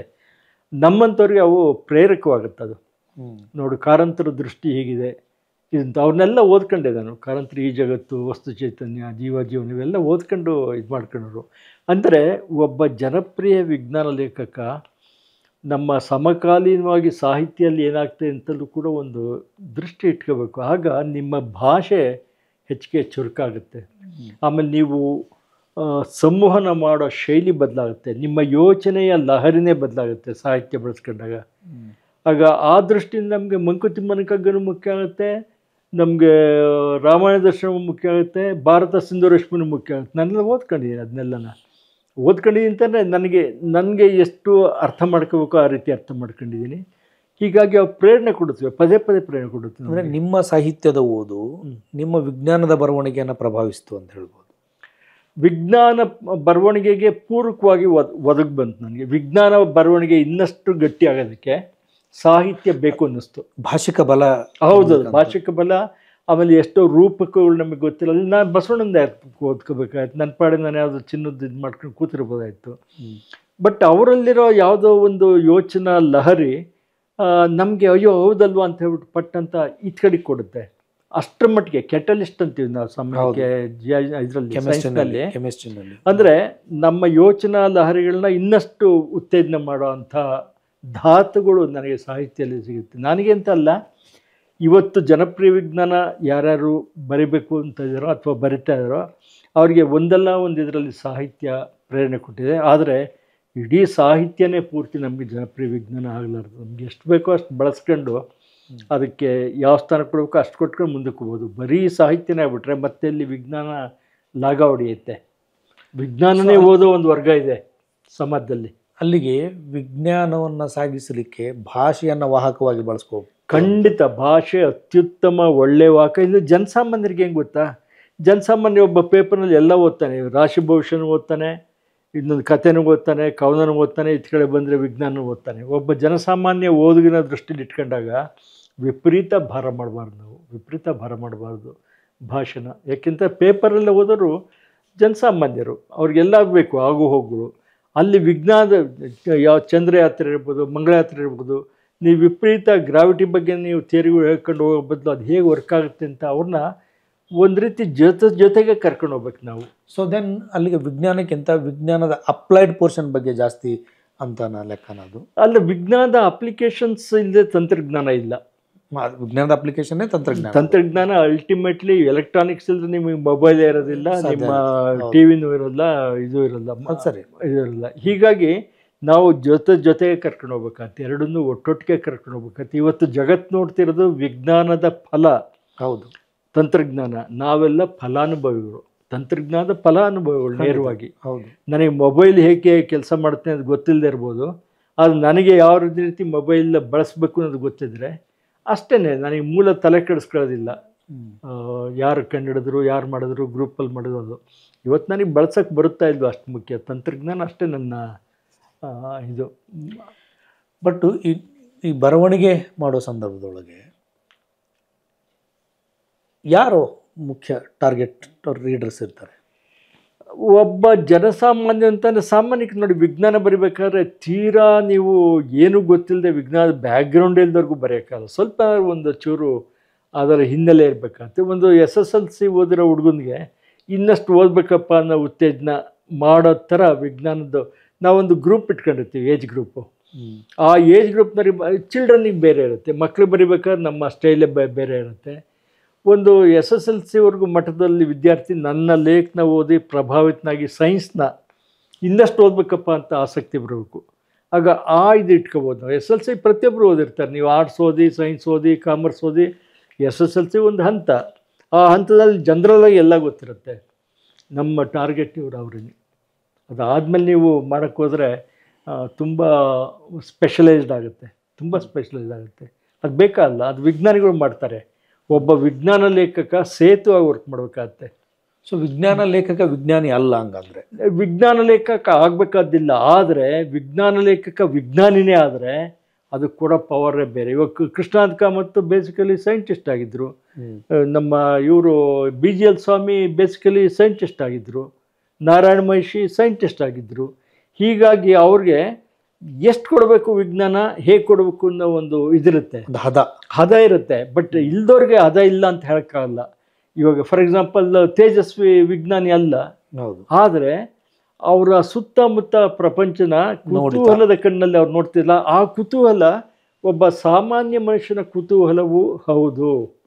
ಹೀಗಾಗಿ ತೇಜಸ್ವಿ ಸಕ್ಸಸ್ ಆಗೋದು. ಯಾಕೆಂದರೆ ಆತ ನಾನು ವಿಜ್ಞಾನಿ ಅಂತ ಹೇಳೋಕ್ಕಲ್ಲ, ಆತ ಅದರಿಂದ ಹೋಗ್ತಾರೆ, ಕ್ಯಾಮ್ರಾ ಹಿಡ್ಕೊಂಡು ಹೋಗ್ತಾರೆ, ಅಲ್ಲಿ ಹೋಗ್ತಾರೆ, ಇಲ್ಲಿ ಹೋಗ್ತಾರೆ. ಇಲ್ಲದ್ರೆ ಕರ್ವಾಲೋ ಅಂತ ಇದು ಹೇಗೆ ಸೃಷ್ಟಿಯಾಗೋದು? ಕರ್ವಾಲೋ ಆಗ ಲೆಕ್ಕ ಹಾಕಿದರೆ ತುಂಬ ಒಂದು ಅದ್ಭುತವಾದ ಕ್ರಿಯೇಷನ್ ಇಲ್ಲ. ಆ ಓತಿಗಳು ಹಾರುವ ಓತಿ ಬೇಕಾಷ್ಟು ಕೆದಂಬಾಡಿ ಜತ್ತಪ್ರಾಯ ಬೇಕಾಷ್ಟು ನೋಡಿದ್ದಾರೆ, ಅದಲ್ಲ. ಆದರೆ ಅದನ್ನು ಕಾದಂಬರಿಯ ಕೇಂದ್ರ ಇದು ಮಾಡ್ಕೊಂಡು ಅವರು ಬೆಳೆಸ್ಕೊಂಡು ಹೋಗ್ತಾರಲ್ಲ ಕ್ಯೂರಿಯಾಸಿಟಿ, ಆ ಕ್ಯೂರಿಯಾಸಿಟಿ ಒಬ್ಬ ಸಾಮಾನ್ಯ ಮನುಷ್ಯನ ಕ್ಯೂರಿಯಾಸಿಟಿನೂ ಹೌದು. ಹೀಗಾಗಿ ಅವ್ರು ಸಕ್ಸಸ್ ಆಗ್ತಾರೆ. ನನಗೆ ಗೊತ್ತಿರೋದನ್ನ ನೀವು ಹೇಳೋಕ್ಕಲ್ಲ, ಸಾಮಾನ್ಯನ ಮಟ್ಟಕ್ಕೆ ಇಳಿದು ನೀವು ಕಮ್ಯುನಿಕೇಟ್ ಮಾಡಿದ್ರೆ ಜನ ತುಂಬ ಇಷ್ಟಪಡ್ತಾರೆ. ಅದಕ್ಕೆ ಇವತ್ತು ಕರ್ವಾಲೋ ಆಗಲಿ ಇನ್ನೊಂದಾಗಲಿ ತುಂಬ ಈಗ ನನಗೆ ನೀವು ಕನ್ನಡದಲ್ಲಿ ವಿಜ್ಞಾನವನ್ನು ಬರೆಯುವುದರಿಂದ ಮತ್ತು ನಿಮ್ಮ ಬರವಣಿಗೆಯ ಮೂಲ ಆಕರಗಳು ಇಂಗ್ಲೀಷ್ ಮತ್ತು ಬೇರೆ ಬೇರೆ ಭಾಷೆನಲ್ಲಿರೋದ್ರಿಂದ ಇದು ಅನುವಾದಕ್ಕಿಂತ ಹೇಗೆ ಭಿನ್ನ? ಇದು ನೇರವಾಗಿ ಅನುವಾದ ಅಲ್ಲ. ಇವು ನೇರವಾಗಿ ಅನುವಾದ ಅಂದರೆ ಪದಕ್ಕೆ ಪದ ಇಟ್ಬಿಟ್ಟು ಅನುವಾದ ಮಾಡೋದು ಇದೆ. ವಿಜ್ಞಾನದ ಕೃತಿಗಳು ಆ ಥರನೂ ಕಾನ್ಸೆಪ್ಟ್ಗಳ ಐಡಿಯಾ ಅನುವಾದನೂ ಅಲ್ಲ. ಕಾನ್ಸೆಪ್ಟ್ಸ್ ಇಟ್ಕೊಂಡ್ಬಿಟ್ಟು ಆ ಕಾನ್ಸೆಪ್ಟ್ಸ್ನ ಕನ್ನಡದ ಜಾಯಮಾನಕ್ಕೆ ಹೋಗೋ ಥರ. ನಾನು ಎಷ್ಟೋ ಆಡುನುಡಿ ಬಳಸ್ತೀನಿ ಇಲ್ಲಿ, ಅದು ಒರಿಜಿನಲ್ ಇಂಗ್ಲೀಷ್ನಲ್ಲಿ ಇರೋದೇ ಇಲ್ಲ. ನನ್ನ ಟಾರ್ಗೆಟ್ ರೀಡರ್ಸ್ ಇವರು ಓದುಗರು. ಆದ್ದರಿಂದ ಆ ಪ್ರಾದೇಶಿಕತೆ ತರದಿದ್ರೆ ಏನಾಗುತ್ತೆ ಅಂದರೆ ಇವರು ಪರಕೀಯ ಆಗಿಬಿಡ್ತಾರೆ ಓದುಗರು. ನಾನು ಯಾವುದೋ ಅಮೆರಿಕನ್ ಎಕ್ಸಾಂಪಲ್ ಇಟ್ಕೊಂಡು ಕೂತ್ಕೊಂಡು ಮಾತಾಡಿದ್ರೆ ನಮ್ಮ ಇದಕ್ಕೆ ಇರ್ರಿಲೆವೆಂಟ್ ಆಗಿಬಿಡುತ್ತಲ್ಲ. ಇದೇ ಪ್ರಶ್ನೆ ಬೇರೆ ತರಹ ಕೇಳೋದಾದರೆ, ಕನ್ನಡಕ್ಕೆ ಕನ್ನಡ ಭಾಷೆಗೆ ವಿಜ್ಞಾನವನ್ನು ಧಾರಣ ಮಾಡುವ ಸಾಮರ್ಥ್ಯ ಇದೆ ಅಂತ ಅನ್ಸುತ್ತೆ. ಖಂಡಿತ ಇದೆ. ಉದಾಹರಣೆಗೆ ಮೈಸೂರು ವಿಶ್ವವಿದ್ಯಾಲಯದಲ್ಲಿ 1972 ಅನಿಸುತ್ತೆ, ಆಗ್ಲಿಂದಲೇ ಕನ್ನಡ ವಿಶ್ವಕೋಶ ಅಂತ ಇಲ್ಲಿ ಇದೆಯಲ್ಲ. ಹೌದು. ಆ ಕನ್ನಡ ವಿಶ್ವಕೋಶ ಮಾಡಬೇಕಾದ್ರೆ ಜಾಗತಿಕ ಮಟ್ಟದಲ್ಲಿ ಏನೇನು ಒಂದು ನಾಲೆಡ್ಜ್ ಇದೆಯೋ, ನೀವು ಪ್ಲೇಟೋ, ಅರಿಸ್ಟಾಟಲಿಂದ ಹಿಡಿದು ಐನ್ಸ್ಟೈನಿಂದ ಹಿಡಿದು ನ್ಯೂಟನ್ನಿಂದ ಹಿಡಿದು ಎಲ್ಲರನ್ನೂ ತರಬೇಕು ಅಂದರೆ ನಿಮ್ಮ ಭಾಷೆಗೆ ವ್ಯಾಕೋಚನಶೀಲತೆ ಇರಬೇಕು, ಎಕ್ಸ್ಪ್ಯಾಂಡ್ ಆಗೋ ಒಂದು ತಾಕತ್ತು ಇರಬೇಕು. ಕನ್ನಡ ಭಾಷೆಗೆ ಇದೆ ಡಿಕ್ಷನರಿಗಳೆಲ್ಲ ಇವೆ ಕನ್ನಡದಲ್ಲಿ. ಕಿಟಲ್ ಡಿಕ್ಷನರಿನಲ್ಲಿ ಎಷ್ಟೊಂದು ಇದಿರುತ್ತೆ. ಮೈಸೂರು ವಿಶ್ವವಿದ್ಯಾಲಯ 4 ವಾಲ್ಯೂಮ್ ತಂದಿದೆ. ಇಂಗ್ಲೀಷ್ ಕನ್ನಡ ಇಂಕಾನಿ ಅಂತೀವಿ, ಇಂಗ್ಲೀಷ್ ಕನ್ನಡ ನಿಘಂಟು ಅಂತ. ಅದರಲ್ಲಿ ಸುಮಾರು 11,200 ತಾಂತ್ರಿಕ ಪದಗಳಿವೆ. ನಾನು ಎಣಿಸಿದ್ದೀನಿ. ಅದು ಅಷ್ಟೇ ಇಟ್ಕೊಂಡ್ರು ಒಬ್ಬ ಪ್ರೆಸ್ ರಿಪೋರ್ಟರ್ ಅಂತ ಇಟ್ಕೊಳ್ಳಿ, ಆತ ಏನು ಸರ್ವಜ್ಞ ಆಗಬೇಕಾದಿಲ್ಲ. CNR ರಾವ್ನು ಮೀಟ್ ಮಾಡೋಕ್ಕಾಗತ್ತೆ, ಇನ್ನೊಂದು ಸರ್ತಿ ಇನ್ಯಾರನ್ನೋ ಇವ್ರನ್ನ ಮೀಟ್ ಮಾಡೋಕ್ಕಾಗತ್ತೆ, ಫಿಲ್ಮ್ ಇವ್ರನ್ನ. ಅಂದರೆ ಅವ್ರಿಗೆ ಬೇಕಾದಂಥ ಜ್ಞಾನ, ಪೂರ್ವ ಸಿದ್ಧತೆಗೆ ಏನು ಬೇಕೋ ಅಷ್ಟೆಲ್ಲ ಇದೆ. ಅಂಡು ನಮ್ಮ ಎನ್ಸೈಕ್ಲೋಪೀಡಿಯಾ 12 ವಾಲ್ಯೂಮ್ ಬಂತಲ್ಲ, 12 ವಾಲ್ಯೂಮ್ನಲ್ಲೂ ಜಗತ್ತಿನ ಎಲ್ಲ ನಾಳಿದ್ದು ತರಬೇಕು ಅಂತಂದರೆ ಕನ್ನಡಕ್ಕೆ ಆ ಶಕ್ತಿ ಇಲ್ಲದಿದ್ದರೆ ಖಂಡಿತ ಅಂಥವನ್ನು ಅಟೆಂಪ್ಟ್ ಮಾಡೋಕ್ಕಾಗೋದಿಲ್ಲ. ವಿಶ್ವಕೋಶದಂಥ ಒಂದು ಸಮಗ್ರವಾದ ಒಂದು ಜ್ಞಾನದ ಒಂದು ನಿಧಿ ಏನಿದೆ ಅದು ಮಾಡೋಕ್ಕಲ್ಲ. ಕನ್ನಡದಲ್ಲಿದೆ. ನಾವು ಕನ್ನಡ ತಾಕತ್ತನ್ನ ಪೂರ್ತಿ ನಾವು ಬಳಸ್ಕೊಂಡಿಲ್ಲ, ಖಂಡಿತ ಬಳಸ್ಕೊಂಡಿಲ್ಲ. ಈಗ ನಿಮ್ಮ ಬರವಣಿಗೆನಲ್ಲಿ 2 ಥರದ್ದಿದೆ. ಒಂದು ಜನಪ್ರಿಯ ವಿಜ್ಞಾನವನ್ನು ಬರೆಯುವ ಒಂದು ಕ್ರಮ, ಇನ್ನೊಂದು ಮಾಹಿತಿ ಪ್ರಧಾನವಾದ ಎನ್ಸೈಕ್ಲೋಪೀಡಿಕ್ ಆಧಾರ. ಹೌದು. ಈ 2ರ ವಿಭಜನೆ ಹೆಂಗಾಗ್ತದೆ? ಅದು ಅಲ್ಲ, ಒಂದು ಎನ್ಸೈಕ್ಲೋಪೀಡಿಯಾ ಓದೋರು ನಿರ್ದಿಷ್ಟವಾಗಿ ಇಂಥ ಶಾಖೆಯ ಜ್ಞಾನ ನನಗೆ ಬೇಕು ಅಂತಲೇ ಓದ್ತಾರೆ. ಎನ್ಸೈಕ್ಲೋಪೀಡಿಯಾ ಓದೋ ಮಂದಿ ಒಂದು ಸಾಮಾನ್ಯವಾಗಿ ಅಲ್ಲಿಗೆ ಎನ್ಸೈಕ್ಲೋಪೀಡಿಯಾಕ್ಕೆ ಬರೆಯಲಿಕ್ಕೆ ಹೊರಡುವಾಗನೇ ಒಂದು ಬೇರೆ ಥರದ. ಹೌದು, ಅದು ಮಾನಸಿಕವಾಗಿ ಬೇರೆ ಸಿದ್ಧತೆ ಬೇಕಾಗುತ್ತೆ. ಅಲ್ಲಿ ವಿಷಯ ಪ್ರಧಾನ ಆಗುತ್ತೆ, ನಿಮಗೆ ಕಥೆ ಪ್ರಧಾನ ಆಗೋದಿಲ್ಲ, ಜಾಗ ಇರಲ್ಲ. 800 ಪದದಲ್ಲಿ ನೀವು ಎಂಟೈರ್ ವಿಶ್ವದ ಬಗ್ಗೆ ಬರೀ ಅಂತಂದಾಗ ನಾನು ಕಾನ್ಸಂಟ್ರೇಟ್ ಮಾಡೋದು, ಗಮನ ಕೊಡೋದು ವಿಷಯಕ್ಕೆ, ಇದಕ್ಕೆಲ್ಲ. ಅವಾಗ ಏನು ಮಾಡ್ತೀನಿ ಅಂತಂದರೆ ಅಷ್ಟಕ್ಕೆ ಸೀಮಿತ ಮಾಡ್ಕೊಂಡು ಉಳಿದಂತೆ ನನಗೆ ಸಪೋರ್ಟಿಂಗ್ ಇದನ್ನ ಕಡಿಮೆ ಮಾಡ್ತಿರೋದು. ಎನ್ಸೈಕ್ಲೋಪೀಡಿಯಾಕ್ಕೆ ಒಂದು ಪೂರ್ವ ಸಿದ್ಧತೆ ಬೇಕಾಗುತ್ತೆ. ಅದು ಕೂಡ ಜ್ಞಾನದ ಒಂದು ಶಾಖೆನೇ. ಅದನ್ನು ಓದೋ ವರ್ಗ ಇದೆ, ಎನ್ಸೈಕ್ಲೋಪೀಡಿಯಾ ಓದೋ ವರ್ಗನೂ ಇದೆ. ಖಂಡಿತ. ಇಲ್ಲೇ ನಮ್ಮ ಕಾರಂತರ ಅದಕ್ಕೆ ಎನ್ಸೈಕ್ಲೋಪೀಡಿಯಾ ಮಾಡೋರು ಅದು ಬೇಕು. ನಮ್ಮ ಕನ್ನಡದಲ್ಲಿ ಏನಿಲ್ವೋ ಅಂಥದಕ್ಕೆ ಗಮನ ಕೊಟ್ಟರು ಕಾರಂತರು. ಇವಾಗಲೂ ಕೂಡ ಎನ್ಸೈಕ್ಲೋಪೀಡಿಯಾಗಳು ಬರ್ತಾ ಇವೆ. ನವ ಕರ್ನಾಟಕದಲ್ಲಿ ಜ್ಞಾನ ವಿಜ್ಞಾನ ಕೋಶ ಅಂತ 4 ವಾಲ್ಯೂಮ್ ಬಂದಿದೆ. ಹಂಪಿ ವಿಶ್ವವಿದ್ಯಾಲಯ ತಂದಿದೆ. ಹೌದೌದು, ಎಲ್ಲ ತಂದಿದೆ. ಅಂದರೆ ನಮ್ಮ ಶಿಕ್ಷಣದ ಒಂದು ಇದನ್ನು ಗುರಿನ ಇಟ್ಕೊಂಡಾಗ ಎನ್ಸೈಕ್ಲೋಪೀಡಿಯಾ ಬೇಕಾಗುತ್ತೆ. ಜನಸಾಮಾನ್ಯನ ಗುರಿ ಇಟ್ಕೊಂಡಾಗ ನ್ಯೂಸ್ ಪೇಪರಿಗೆ ನಾನು ಏನು ಬರಿತೀನಿ ಅದು ಮುಖ್ಯ ಆಗುತ್ತೆ. ಎರಡೂ ಕೂಡ ಜ್ಞಾನದ ಬೇರೆ ಬೇರೆ ಅಭಿವ್ಯಕ್ತಿ ಅಂತ ಹೇಳ್ಬೋದು. ಈಗ ಲೇಖನ ಬರೆಯೋದಕ್ಕೂ ಪುಸ್ತಕ ಬರೆಯೋದಕ್ಕೂ ಲೇಖನಕ್ಕೆ ಒಂದು ಸೀಮಿತ ಉದ್ದೇಶ ಇರುತ್ತೆ. ಅಂತಂದರೆ ಯಾವುದೇ ಲೇಖನ ಒಂದು ಸಮಕಾಲೀನ ವಿದ್ಯಮಾನವನ್ನು ತಕ್ಷಣ ನಾವು ಅಡ್ರೆಸ್ ಮಾಡ್ತೀವಿ. ಇವಾಗ ಮಂಗಳ ಗ್ರಹಕ್ಕೆ ನಮ್ಮ ಯಾವುದೋ ಒಂದು ಇದು ಇಸ್ರೋಯಿಂದ ಹೋಗ್ತಾ ಅಂತಂದಾಗ ತಕ್ಷಣ ಮಂಗಳ ಗ್ರಹಕ್ಕೆ ಯಾವಾಗ ತಲುಪುತ್ತೆ, ಏನು ಮಾಡುತ್ತೆ, ಅಲ್ಲಿ ಏನು ಅಷ್ಟೇ ಮುಖ್ಯ ಆಗುತ್ತೆ. ಬಟ್ ಇಡೀ ಮಂಗಳ ಗ್ರಹದ ಎಕ್ಸ್ಪ್ಲೋರೇಷನ್ ಬರಿಬೇಕಾದ್ರೆ ಬುಕ್ ಬರಿಬೇಕಾಗತ್ತೆ. ಇದು ನಮ್ಮದೊಂದೇ ಅಲ್ಲ, ಇಸ್ರೋ ಒಂದೇ ಅಲ್ಲ, ನಾಸಾ ಮಾಡಿದೆ, ಇನ್ನೊಂದು ಮಾಡಿದೆ. ಸಮಗ್ರ ಇತಿಹಾಸ, ಸಮಗ್ರ ಮಂಗಳನ ದರ್ಶನ, ಹೆಚ್ಚು ಆಳ ಮತ್ತು ಹೌದೌದು, ಅಲ್ಲಿ ಅವಕಾಶ ಇರುತ್ತೆ. 10-15 ಚಾಪ್ಟರ್ ಮಾಡ್ಕೊಂಡು ನಾವು ವಿಭಜಿಸ್ಕೊಂಡು ನೀವೇನು ಹೇಳ್ತೀರಿ ಅದು ಮಾಡ್ಬೋದು. ಇಲ್ಲಿ ಅವಕಾಶ ಇರಲ್ಲ. ತತ್ಕಾಲಿಕ ಅವಶ್ಯಕತೆಯನ್ನು ಪೂರೈಸೋದಕ್ಕೆ ನೀವು ಲೇಖನ ಬರಿಬೇಕಾಗತ್ತೆ. ಇದೆಲ್ಲ ತತ್ಕಾಲಿಕ. ಇವತ್ತು ಬರೆದಿದ್ದ ಲೇಖನ ಇನ್ನು 10 ವರ್ಷಕ್ಕೆ ಹಳೇದಾಗಿರುತ್ತೆ, ಇರ್ರೆಲೆವೆಂಟ್ ಆಗ್ತದೆ. ಹೌದಾಗಿರುತ್ತೆ. ಎಷ್ಟೋ ಸತಿ ಹೇಳ್ತಾರೆ ಎನ್ಸೈಕ್ಲೋಪೀಡಿಯಾಗಳು ಹುಟ್ಟಿದಾಗಲೇ ಸಾಹಿತ್ಯ ಅಂತೇಳಿ. ಅಂದರೆ ಅದನ್ನು ನಾವು ಹೊರಗೆ ತಂದ ಗಳಿಗೆನಲ್ಲಿ ಇನ್ನೊಂದು ಪದ ಯಾವುದೋ ಬಂದು ಕೂತೆ, ಅದಿರೋದೇ ಇಲ್ಲ ಅದು. ಹೀಗಾಗಿ ಎನ್ಸೈಕ್ಲೋಪೀಡಿಯಾನ ವಿಶೇಷವಾಗಿ ಮಧ್ಯೆ ಪುನರ್ವಿಮರ್ಶಿಸ್ಬೇಕಾಗತ್ತೆ, ಮತ್ತು ಪರಿಷ್ಕೃತ ಮುದ್ರಣ ತರಬೇಕಾಗ್ತಿದ್ರೆ ಹಳೇದಾಗ್ಬಿಡುತ್ತೆ, ಎಷ್ಟೋ ತುಂಬ ಹಳೇದಾಗ್ಬಿಡುತ್ತೆ. ಇವಾಗ ಶಿವರಾಮ್ ಕಾರಂತರ ಪೀರಿಯಡ್ನಲ್ಲಿ ಮಂಗಳಗ್ರಹದ ಅನ್ವೇಷಣೆ ಆಗಿರಲಿಲ್ಲ. ಇವತ್ತಿಗೆ ಅದನ್ನ ಓದಬೇಕು ಅಂತಂದರೆ ಜನ ಇಲ್ಲಪ್ಪ ಅದರಲ್ಲಿ ಆ ಮಾಹಿತಿ ಇಲ್ಲ, ಇದನ್ನ ಓದು ಅಂತಾರೆ. ಅವಾಗವಾಗ ಪರಿಷ್ಕರಣೆ ಮಾಡ್ತಾ ಹೋದರೆ ಹೆಚ್ಚಿಗೆ ಆಧುನಿಕ ಮಾಹಿತಿಗಳು ಸಿಗುತ್ತೆ. ಕಷ್ಟ ಅದು, ಏಕೆಂದರೆ ಕನ್ನಡಿಗರಿಗೆ ಈ ಕೊಂಡ್ಕೊಳ್ಳೋದು ಎನ್ಸೈಕ್ಲೋಪೀಡಿಯಾಗಳನ್ನ ಶಾಲೆಗಳು ಕೊಂಡ್ಕೊತಾರೆ ಹೊರತು ಇಂಡಿವಿಜುವಲಾಗಿ ಕೊಂಡ್ಕೊಳ್ಳೋದು ಸ್ವಲ್ಪ ಕಷ್ಟ ಆಗುತ್ತೆ. ಇವೆಲ್ಲ ದೃಷ್ಟಿ ಇಟ್ಕೊಂಡು ನಾವು ಮಾಡಬೇಕಾಗ್ತದೆ. ಮತ್ತು ಒಂದು ಟೀಮ್ ಬೇಕಾಗತ್ತೆ, ದೊಡ್ಡ ಟೀಮ್ ಬೇಕಾಗತ್ತೆ, ಅನುಭವಿ ಟೀಮ್ ಬೇಕು ಎನ್ಸೈಕ್ಲೋಪೀಡಿಯಾ ಮಾಡೋದಕ್ಕೆ. ಸುಮ್ಮನೆ ಎಲ್ಲರೂ ಮಾಡೋಕ್ಕಾಗಲ್ಲ. ಅದು ವಿಷಯದ ಇದೆಲ್ಲ ತಿಳ್ಕೊಂಡಿರ್ಬೇಕು, ಪೂರ್ವಾಪರನ. ಅಂಥವ್ರು ಮಾತ್ರ ಒಂದು ಟೀಮ್ ಮಾಡ್ಕೊಂಡು ಎನ್ಸೈಕ್ಲೋಪೀಡಿಯಾ ಮಾಡೋದು, ಎಲ್ಲರಿಗೂ ಆಗೋದಿಲ್ಲ ಅದು. ಬಟ್ ಅದೊಂದು ಭಾಳ ಸೀಮಿತವಾದ ಉದ್ದೇಶದಿಂದ ಮಾಡಲಾದದ್ದು. ಉದ್ದೇಶ ಸೀಮಿತ ಅಲ್ಲ, ಅದು ಶಿಕ್ಷಣದ ದೃಷ್ಟಿಯಿಂದ ನಮಗೆ ಅದು ಮುಖ್ಯ ಆಗುತ್ತೆ, ಮಕ್ಕಳ ದೃಷ್ಟಿಯಿಂದ ಮುಖ್ಯ ಆಗುತ್ತೆ, ಜನಸಾಮಾನ್ಯರ ದೃಷ್ಟಿಯಿಂದ ಬೇರೆ. ಅದು ಈ ವಿಶೇಷವಾಗಿ ಎನ್ಸೈಕ್ಲೋಪೀಡಿಯಾಗಳನ್ನ ಶಿಕ್ಷಣ ಕ್ಷೇತ್ರದಲ್ಲಿ ಬಳಸ್ತಾರೆ. ಟೀಚರ್ಸ್ ಏನಾದ್ರು ಅನುಮಾನ ಬಂದರೆ ಅಥವಾ ಮಕ್ಕಳಿಗೆ ಹೆಚ್ಚಿನ ಜ್ಞಾನ ಬೇಕು ಅಂದಾಗ ಎನ್ಸೈಕ್ಲೋಪೀಡಿಯಾ ನೋಡ್ರಪ್ಪ ಅಲ್ಲಿ ಅದರಲ್ಲಿ ಸಿಗುತ್ತೆ ಇದು ಅಂತಾರೆ. ಹೀಗಾಗಿ ಅದರ ಉದ್ದೇಶ ಬೇರೆ, ಎನ್ಸೈಕ್ಲೋಪೀಡಿಯಾ ಉದ್ದೇಶ, ಲೇಖನದ ಉದ್ದೇಶ ಬೇರೆ ಇರುತ್ತೆ. ಈಗ ನೀವು ನಿಮ್ಮ ಬರವಣಿಗೆಯ ಸಿದ್ಧತೆಯನ್ನು ಹೇಗೆ ಮಾಡ್ಕೋತೀರಿ? ಬರವಣಿಗೆ ಸಿದ್ಧತೆ ಅಂದರೆ ಇವಾಗ ನೋಡಿ, ಒಂದು ಆಧುನಿಕ ಸೌಲಭ್ಯಗಳು ಇವೆ. ನಾನು ಹಿಂದೆಲ್ಲನ ಲೈಬ್ರರಿಗೆ ಹೋಗ್ಬಿಟ್ಟು ಎಲ್ಲೆಲ್ಲೋ ಶೇಷಾದ್ರಿ ಲೈಬ್ರರಿ ಅಲ್ಲಿ ಇಲ್ಲಿ ಹುಡುಕೊಂಬಂದು ಹಳೇ ಡೇಟಾಗಳನ್ನ ತಗೊಂಡು ಬರೆದ್ರೂ ನಡೀತಾ ಇತ್ತು. ಇವತ್ತು ಜನಸಾಮಾನ್ಯರು ಕೂಡ ಬುದ್ಧಿವಂತರಾಗಿದ್ದಾರೆ. ಅವ್ರಿಗೂ ಕೂಡ ಹೊಸ ಹೊಸ ಮಾಹಿತಿಗಳನ್ನ ಕೊಡೋದಕ್ಕೆ ಬೇಕಷ್ಟು ಮಾಧ್ಯಮಗಳಿವೆ. ನಿಮಗೆ ಗೂಗಲ್ ಇದು ಮಾಡಿದ್ರೆ, ವಿಕಿ ಇದು ನೋಡಿದ್ರೆ ಬೇಕಷ್ಟು ಮಾಹಿತಿ ಸಿಗುತ್ತೆ. ಬಟ್ ಅದರಲ್ಲಿರೋ ಮಾಹಿತಿ ಅಷ್ಟೇ ಮುಖ್ಯ ಆಗಲ್ಲ ನಮಗೆ. ಬಂದರೆ ಮಾಹಿತಿ ರಾಶಿ ಬಿದ್ದುತ್ತೆ. ಅಕ್ಕಿ ದಕ್ಷಿಣಕ್ಕೆ ಅನ್ನ ಆಗಲ್ವಲ್ಲ. ಒಂದು ಸಾಂಬಾರ ಹುಳಿನ ಮಾಡಬೇಕಾದ್ರೆ ಅದಕ್ಕೆ ತರಕಾರಿ ಎಷ್ಟು ಪ್ರಮಾಣದಲ್ಲಿ ಹಾಕಬೇಕು, ಉಪ್ಪು ಹುಳಿ ಎಷ್ಟು ಅದೆಲ್ಲ ಸಂಸ್ಕಾರ ಮಾಡಿದಾಗಲೇ ಅದು. ಇಲ್ಲದಿರೋ ಅದೊಂದು ಕೇವಲ ಒಂದು ದ್ರವ್ಯ, ಒಂದು ವಸ್ತು ಆಗಿಬಿಡುತ್ತೆ ಅದು. ಹೀಗಾಗಿ ಇವತ್ತು ಮಾಹಿತಿಗಳ ಮಹಾಪುರ ಹರಿದು ಬರ್ತಾ ಇದ್ದಾಗಲೂ ಕೂಡ ನಾವು ನಿಯಂತ್ರಿತವಾಗಿ ನನಗೇನು ಬೇಕು ಏನು ಬೇಡ ಅನ್ನೋದನ್ನ ನಿರ್ಧಾರ ಮಾಡಿ ಅದಕ್ಕೆ ತಕ್ಕನಾಗಿ ಲೇಖನ ಬರೀಬೇಕಾಗತ್ತೆ. ಆಮೇಲೆ ಪಾರಿಭಾಷಿಕ ಶಬ್ದಗಳನ್ನ ತುಂಬ ಭಾರ ಮಾಡಬಾರ್ದು. ಇದೆ ಪಾರಿಭಾಷಿಕ ಶಬ್ದಗಳಿಗೆ ಅರ್ಥ ಇದೆ, ಬಟ್ ಜನಸಾಮಾನ್ಯರಿಗೆ ಇದು ಅರ್ಥವಾಗುತ್ತಾ ಇಲ್ವಾ? ಉದಾಹರಣೆಗೆ ನೋಡಿ, ಕೃಷ್ಣ ವಿವರ ಅಂತಾರೆ ಇದಕ್ಕೆ, ಬ್ಲ್ಯಾಕ್ ಹೋಲ್ಗೆ. ಕೃಷ್ಣ ವಿವರ ಅಂತಂದರೆ ಏನಪ್ಪ? ಕೃಷ್ಣ ಅಂದರೆ ಕಪ್ಪು ಅಂತಲೂ ಒಂದಿದೆ, ನಿಜ ಹೌದು. ವಿವರ ಅಂತಂದರೆ ಹೋಲ್ ಅಂತ ಹೇಗೆ ಬಂತು, ಎಲ್ಲಿ ಹುಡುಕೋದಿಲ್ಲ ಅಂತ ಆಯ್ತು. ಹಾಗಾಗಿ ಏನು ಮಾಡಬೇಕಾಗತ್ತೆ ಅಂದರೆ ಆ ಪದ ಬಳಕೆಲಿದ್ದರೂ ಕೂಡ ಇವತ್ತು ಜನ ಒಪ್ಪೋದಿಲ್ಲ ಕೃಷ್ಣ ವಿವರ ಅಂತ ಮಾಡಿದ್ರೆ. ಅದಕ್ಕೆ ಏನು ಮಾಡ್ತೀವಿ ನಾವು, ನೇರವಾಗಿ ಕಪ್ಪು ರಂಧ್ರ, ಕಪ್ಪು ಕುಳಿ ಅಂತ ಬರ್ಸ್ತಾ ಅರ್ಥವಾಗುತ್ತೆ. ಇನ್ನು ಕುಳಿಯಿಂದ ಗುಂಡಿನ ಅದು ಅಂತ ನೀವು ಅವೆಲ್ಲ ಮಾಡೋಕ್ಕಾಗೋದಿಲ್ಲ. ಹಾಗೆ ಸ್ಟೆಮ್ ಸೆಲ್ಸ್ ಅಂತ ಒಂದು ಪದ ಬಂದ್ಬಿಡ್ತು. ಹೌದು, ಆಕರಕೋಶ ಅಂತ ನಾವೇ ಮಾಡಿದ್ದದು. ಅದು ಕಾಂಡಕೋಶ ಅಂತ ಮಾಡ್ತು. ಸ್ಟೆಮ್ ಅಂದರೆ ಇಂಗ್ಲೀಷ್ನಲ್ಲಿ ಕಾಂಡ, ನಿಜ, ಕಬ್ಬಿನ ಜಲ್ಲೆ ಕಾಂಡ ಆಗೋದು ಇದಾಗೋದು. ಬಟ್ ಆ ಉದ್ದೇಶ ಅದಲ್ಲ. ಎಂಟೈರ್ ಮೂಲ ಇದನ್ನು ಹೇಗೆ ಬಳಸ್ಕೋಬೋದು, ಸೆಲ್ ಅದು. ಅದಕ್ಕೆ ನಾವೇ ಮಾಡೋದು ಆಕರಕೋಶ. ಅದು ಆಕರ, ಅದನ್ನು ಬಳಸ್ಕೊಂಡು ನೀವು ಯಾವ್ದನ್ನ ಬೇಕಾದ್ರೆ, ಹಲ್ಲು ಬೇಕಾದ್ರೆ ಮಾಡಿ, ಮೂಳೆ ಬೇಕಾದ್ರೆ ಮಾಡಿ, ಕಣ್ಣು ಬೇಕಾದ್ರೆ ಮಾಡಿ, ಆಕರಕೋಶ ಅಂತ ಇವತ್ತು ಸ್ಟ್ಯಾಂಡರ್ಡ್ ಆಗಿ ನಿಂತಿರೋದು. ಆ ಪದನ ಎಲ್ಲರೂ ಬಳಸೋಕ್ಕೆ ಶುರು ಮಾಡಿದ್ದಾರೆ.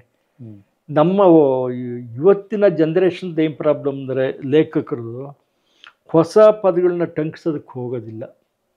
ಅಯ್ಯೋ ಇಂಗ್ಲೀಷ್ನಲ್ಲಿ ಹೇಗಿದೆಯೋ ಹಾಗೆ ಮಾಡಬೇಡ ಅಂತಾರೆ. ಕೆಲವು ಇದರಲ್ಲಿ ಓಕೆ, ಸರಿ ಅನಿಸುತ್ತೆ. ಮೊಬೈಲಿಗೆ ನೀವು ಈ 1000 ಜಂಗಮವಾಣಿ, ಆ ವಾಣಿ ಈ ವಾಣಿ ಇಲ್ಲ, ನಿಲ್ಲಲ್ಲ.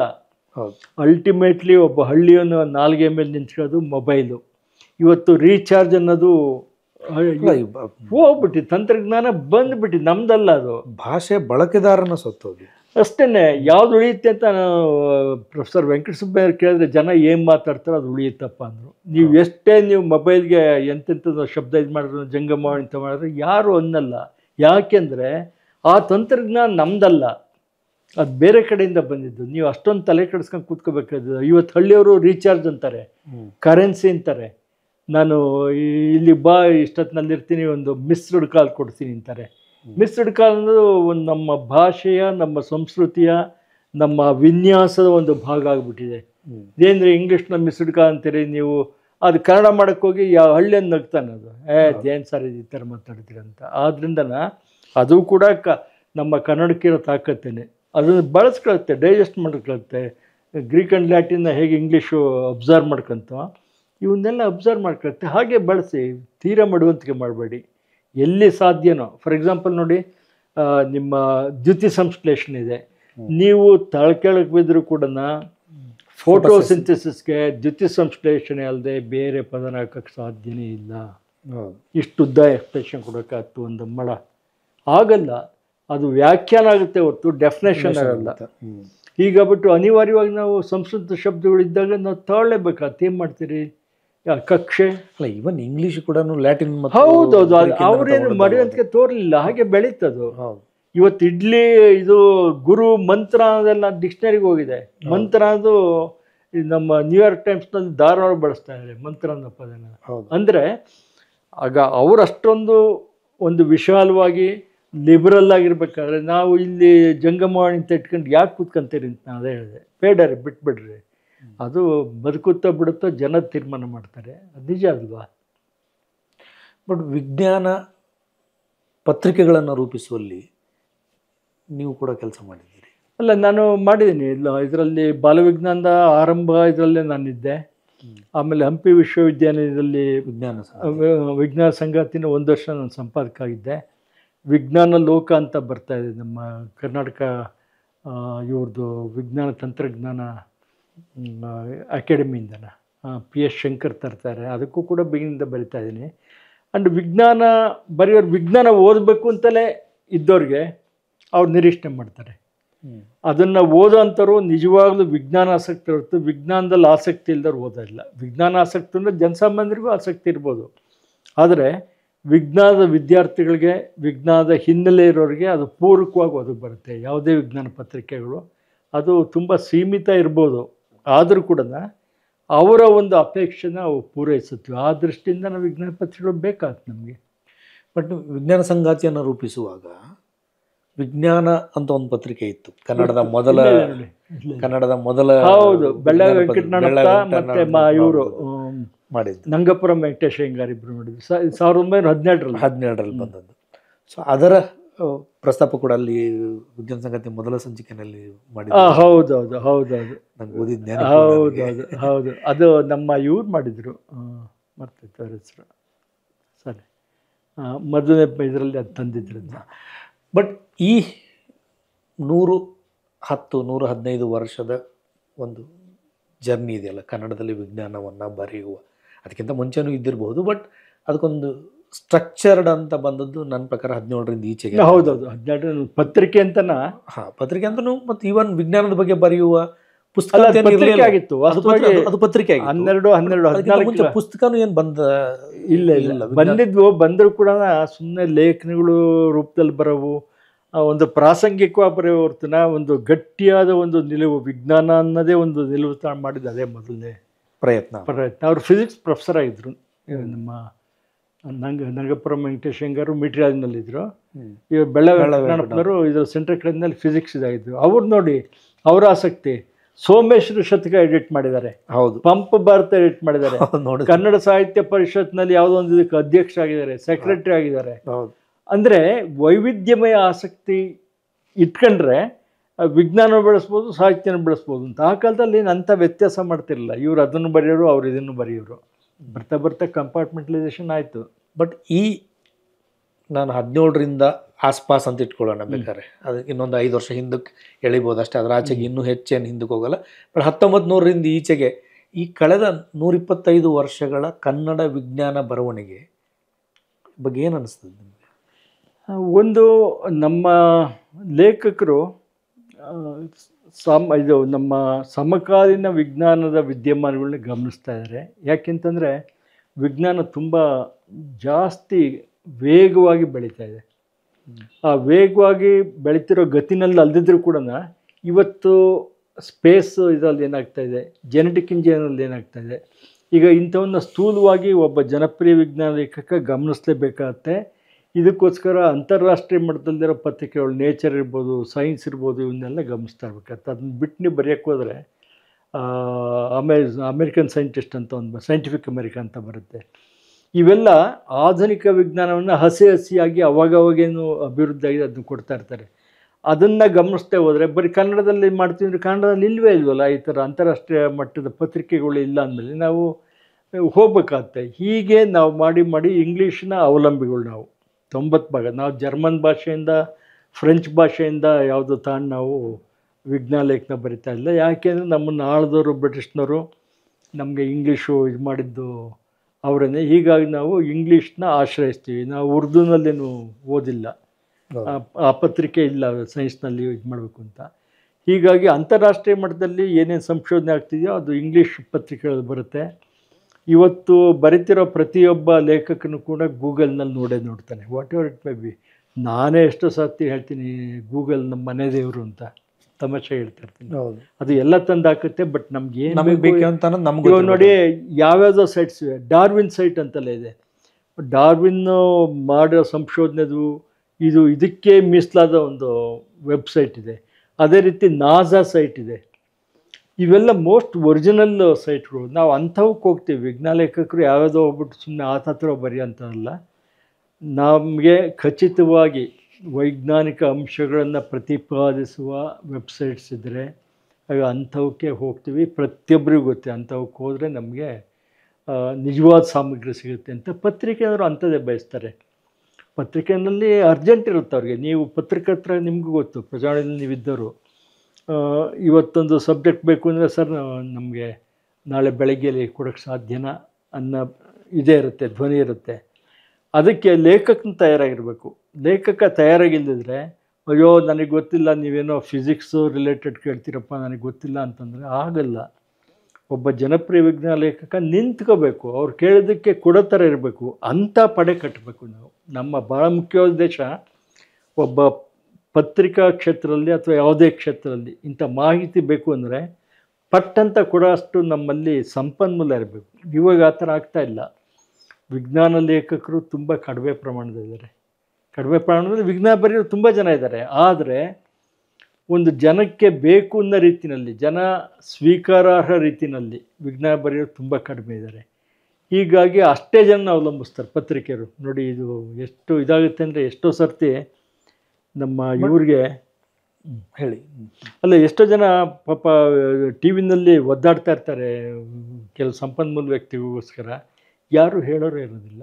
ನಮಗೆ ಇಂಡಿಯನ್ ಇನ್ಸ್ಟಿಟ್ಯೂಟ್ ಆಫ್ ಸೈನ್ಸ್ ಇದೆ, ರಾಮನ್ ಇನ್ಸ್ಟಿಟ್ಯೂಟ್ ಇದೆ, ಇಂಡಿಯನ್ ಇನ್ಸ್ಟಿಟ್ಯೂಟ್ ಆಫ್ ಆಸ್ಟ್ರೋಫಿಸಿಕ್ಸ್ನವ್ರು ಇದ್ದಾರೆ.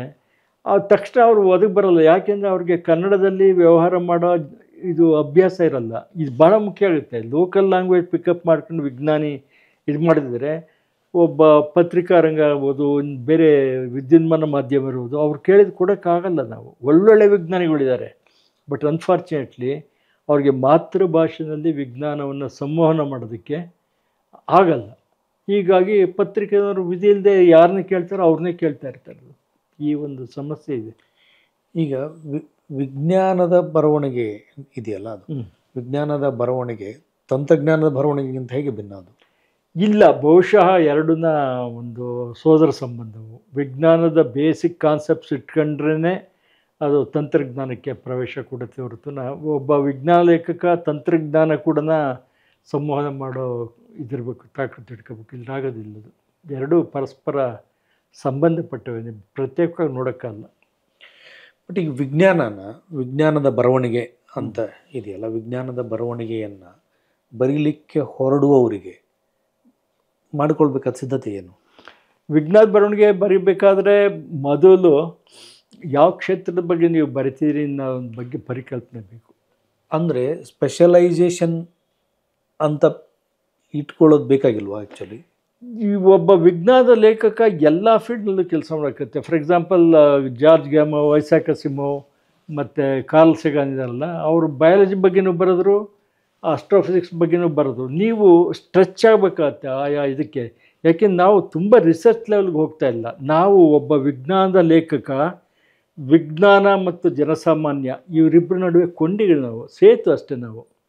ನಾವು ವಿಜ್ಞಾನ ಇದು ಮಾಡಿದರೆ ಇನ್ನೂ ಒಳ್ಳೆಯದೇನೆ. ವಿಜ್ಞಾನ ಓದಲಿದ್ರು ಕೂಡ ನಾವು ವಿಜ್ಞಾನ ಅರ್ಥ ಮಾಡ್ಕೊಂಡು ಕಮ್ಯುನಿಕೇಟ್ ಮಾಡೋರು. ಹೇಳಿದ್ನ ತೇಜಸ್ವಿ ಅವರು MA ಕನ್ನಡ ಓದೋರವರು. ಆದರೆ ಸೈನ್ಸ್ನ ಕಮ್ಯುನಿಕೇಟ್ ಹೇಗೆ ಮಾಡೋಕ್ಕೋ, ಯಾವ ಜನಕ್ಕೆ ಏನು ಬೇಕು ಅನ್ನೋದು ಅವ್ರಿಗೆ ಗೊತ್ತಿತ್ತಲ್ಲ. ಹೀಗಾಗಿ ಸಿದ್ಧತೆ ಏನು ಅಂತಂದರೆ ಜನಗಳಿಗೆ ಏನು ಬೇಕು ಅನ್ನೋದು.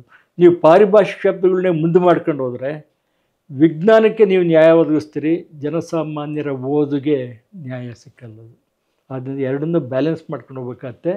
ಜೊತೆಗೆ ಆ ಸಿದ್ಧತೆ ಅಂತಂದರೆ ಸಾಹಿತ್ಯ, ನಾನು ಈಗಾಗಲೇ ಹೇಳಿದಾಗೆ ಸಾಹಿತ್ಯ ಸ್ವಲ್ಪ ಚೆನ್ನಾಗಿ ಓದ್ಕೊಂಡಿರ್ಬೇಕು.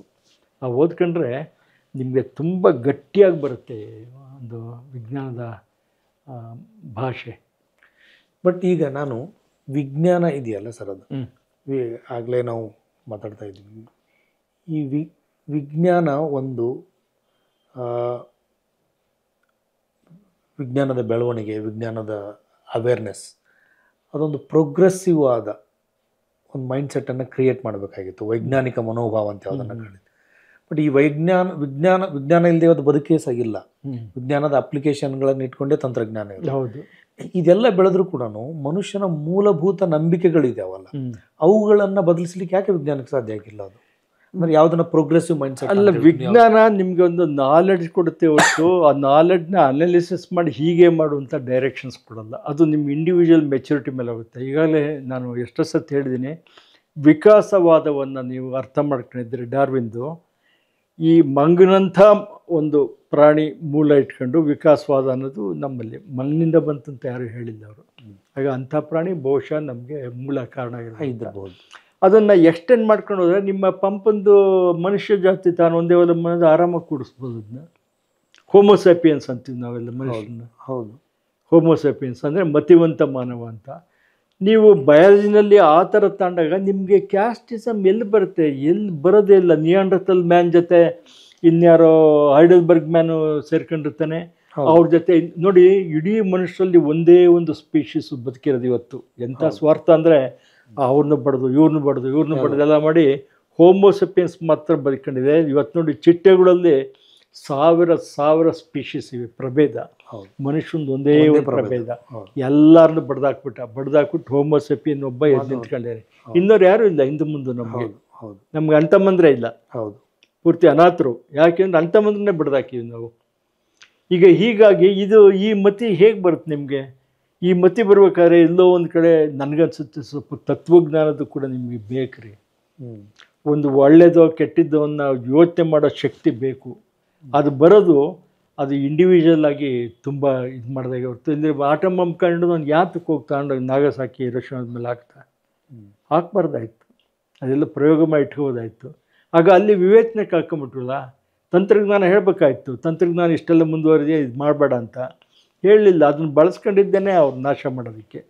ಹೀಗಾಗಿ ಮನುಷ್ಯನ ನಿಯಂತ್ರಣ ಸೈಕಾಲಜಿಕಲಿ ನಾವು ಮಾಡ್ಕೋಬೇಕು ಇರ್ತು. ವಿಜ್ಞಾನ ತಂತ್ರಜ್ಞಾನ ಖಂಡಿತ ಕೊಡಲ್ಲ, ಖಂಡಿತ. ಬಟ್ ಹಂಗಂದರೆ ವಿಜ್ಞಾನ ಮತ್ತು ತಂತ್ರಜ್ಞಾನ ಅನ್ನೋದು ಯಾರ ಕೈಯಲ್ಲಿ ಸಿಗ್ತದೆ ಅವರ ಸೊತ್ತು. ಅದು ಇವಾಗ ಹಾಗೆ ಇವಾಗ ಆಟಮ್ ಬಾಂಬ್ ಇಟ್ಕೊಂಡು ಎದುರಿಸ್ತಾ ಇದ್ವಾ? ಈಗ ಆಗ್ತಾರೋ ಬಿಡ್ತಾರೋ ಅದು ಬೇರೆ ವಿಚಾರ. ಬಟ್ ನಮ್ಮಲ್ಲೂ ಬಾಂಬಿದೆ, ನಿಮ್ಮಲ್ಲೂ ಬಾಂಬಿದೆ, ಹುಷಾರು. ನಿಂದು ಗಾಜಿನ ಮನೆ, ನಂದು ಗಾಜಿನ ಮನೆ, ಹೊಡೆದ್ರೆ ಇಬ್ಬರದು ಹೋಗುತ್ತೆ ಅನ್ನೋ ಒಂದು ಇದೆಯಲ್ಲ, ಆ ಒಂದು ಭಯದಲ್ಲೇ ಬದುಕ್ತೇವೆ ನಾವು.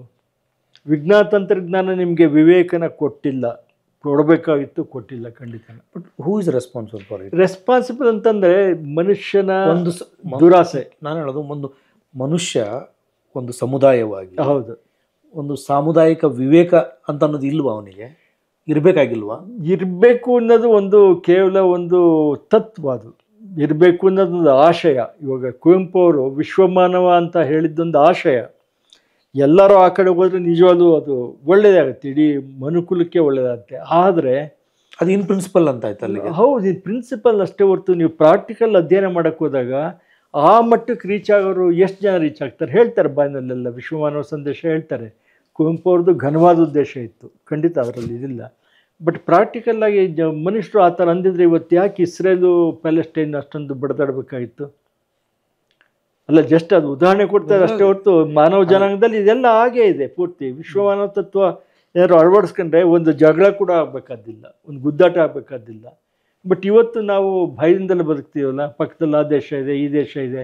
ಸೊ ಅಂದರೆ ವಿವೇಚನೆ ಅಂದರೆ ವಿಜ್ಞಾನ ಮುಂದಕ್ಕೆ ಓಡ್ತಾ ಇರ್ತದೆ. ಹೌದು, ಇಲ್ಲ, ಹೌದು, ನಾವು ವಿಕಾಸ ಆಗಿಲ್ಲ. ನಾವು ಬೌದ್ಧಿಕವಾಗಿ ವಿಕಾಸ ಅಂತಂದರೆ ಮೆದುಳಿನ ವಿಕಾಸ ಆಗಿರ್ಬೋದು ಹೊರತು ಆಲೋಚನಾ ಕ್ರಮದಲ್ಲಿ ಒಳಿತು ಯಾವುದು ಕೆಟ್ಟದ್ದು ಯಾವುದು ಅಂತ ನಿರ್ಧಾರ ಮಾಡೋಕ್ಕಾದ್ರೆ ನಿಮ್ಮ ಸೈಕಾಲಜಿ. ಆಗ ಆ ಬಾಬತ್ನಲ್ಲಿ ಹಿಂದುಳಿದ್ಬಿಟ್ಟಿವಿ ನಾವು, ಖಂಡಿತ. ನಾವು ಇದು ಕೂಡ ಆಗಬೇಕಾದಿಲ್ಲ. ಬಟ್ ಈ ಇಂಬ್ಯಾಲೆನ್ಸ್ ಇದೆಯಲ್ಲ, ವಿಜ್ಞಾನದ ಓಟ, ಮನುಷ್ಯನ ಆಲೋಚನಾ ಕ್ರಮದ ಹಿಂದಿನ ಓಟ, ಅದು ಹಿಂದೋಟ, ಅದು ಹಿನ್ನೋಟನಲ್ಲ, ಹಿಂದಿನ ಓಟ. ಇವೆರಡನ್ನು ಮ್ಯಾಚ್ ಮಾಡಲಿಕ್ಕೆ ಮತ್ತೆ ಹೆಂಗೆ ಮಾಡೋದು ಅದನ್ನು? ಇದೊಂದು ತಾತ್ವಿಕವಾದ ಪ್ರಶ್ನೆ ಅಂತ ಹೌದಾ? ತತ್ವಜ್ಞಾನ ಅಲ್ಲ, ಒಂದು ತತ್ವ ಇದು ಒಂದು ಇರಬೇಕು. ಇದು ಅದು ಇಲ್ಲದಿದ್ರೆ ಯಾಕಂದ್ರೆ ಗುರಿನೇ ಇಲ್ದಾಗ ಆಗ್ಬಿಡುತ್ತಲ್ಲ ನಮಗೆ. ಗುರಿನೇ ಇಲ್ದಾಗ ಒಂದು ಗುರಿ ಇರಬೇಕು. ಒಂದು ಮನುಷ್ಯರೆಲ್ಲ ಒಂದೇಪ್ಪ.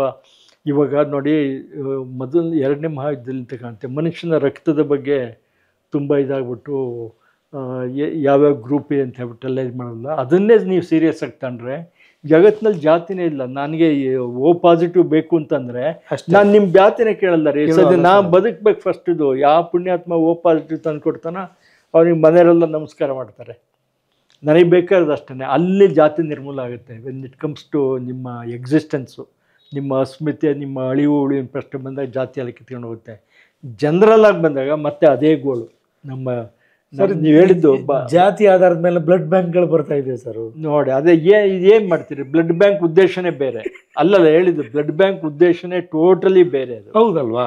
ಯಾವ ವ್ಯಕ್ತಿಗೆ ಯಾವ ಗ್ರೂಪ್ ಬೇಕೋ ಅವ್ನು ಬದುಕ್ಸೋಣ ಅಂತಲೇ ಅದು ಆದಾಶ ಇಟ್ಕೊಂಡು ಮಾಡಿದ್ದು. ನೀವು ಜಾತಿ ಇದ್ರಲ್ಲಿ ಮತ್ತೆ ಮಾಡಿದ್ರೆ ಎಗೇನ್ ನೀವು ಮನುಷ್ಯನ ಸ್ವಾರ್ಥ ಲಾಲಸೆ ಅಷ್ಟು ಸುಲಭವಾಗಿ ಹೋಗಲ್ಲ ಅನ್ಸುತ್ತೆ. ಆ ಕುಬ್ಜತನೇ ಇದೆ. ಇವಾಗ ಹಿಟ್ಲರ್ ಯಾತಕ್ಕೆ ಅಷ್ಟೊಂದು ರೋಷಾವೇಶದಲ್ಲಿ ಇದು ಮಾಡ್ದ ಅಂತಂದರೆ ಎಲ್ಲೋ ಜನಾಂಗೀಯ ದ್ವೇಷ ನಮ್ಗೆ ಇದ್ದೇ ಇತ್ತದು. ಆವಾಗಿನ ವಿಜ್ಞಾನ ಇರಲಿಲ್ವ? ಇತ್ತು. ಬಟ್ ಮನುಷ್ಯನ ಮೂಲಭೂತ ಇದೆಯಲ್ಲ, ಸ್ವಾರ್ಥ, ಲಾಲಸೆ ಮತ್ತು ಕಪಟತನ, ಸ್ವಾರ್ಥ, ತಾನೇ ಡಾಮಿನೆಂಟ್ ಆಗಬೇಕು ಅನ್ನೋದು. ಇಸ್ರೇಲ್ ತಾಳಿ ಎಷ್ಟು ಆಗ್ತಾಯಿದೆ ಅಧ್ವಾನಗಳು ಅಂತಾರೆ. ಯಾರು ಒಳ್ಳೆಯವರು ಕೆಟ್ಟರು ನಾವು ವಿಮರ್ಶೆ ಮಾಡೋದು ಬೇಡ, ಯಾತಕ್ಕೆ ಯುದ್ಧ ಶುರುವಾಯಿತು ಅನ್ನೋದು ಬೇಡ. ಬಟ್ ಮೂಲಭೂತವಾಗಿ ನಾನು ಅನ್ನೋದಲ್ಲಿ ಪ್ರಧಾನವಾಗಿ ಪೈಪೋಟಿನೇ ಅದು. ಹೌದು, ಅದು ಪೈಪೋಟಿ, ಪರಸ್ಪರ ಪೈಪೋಟಿ, ಯಾರು ಬಿಟ್ಕೊಡೋಕ್ಕೆ ಇದಿಲ್ಲ, ಟಗ್ ಆಫ್ ವಾರ್ ಅದು.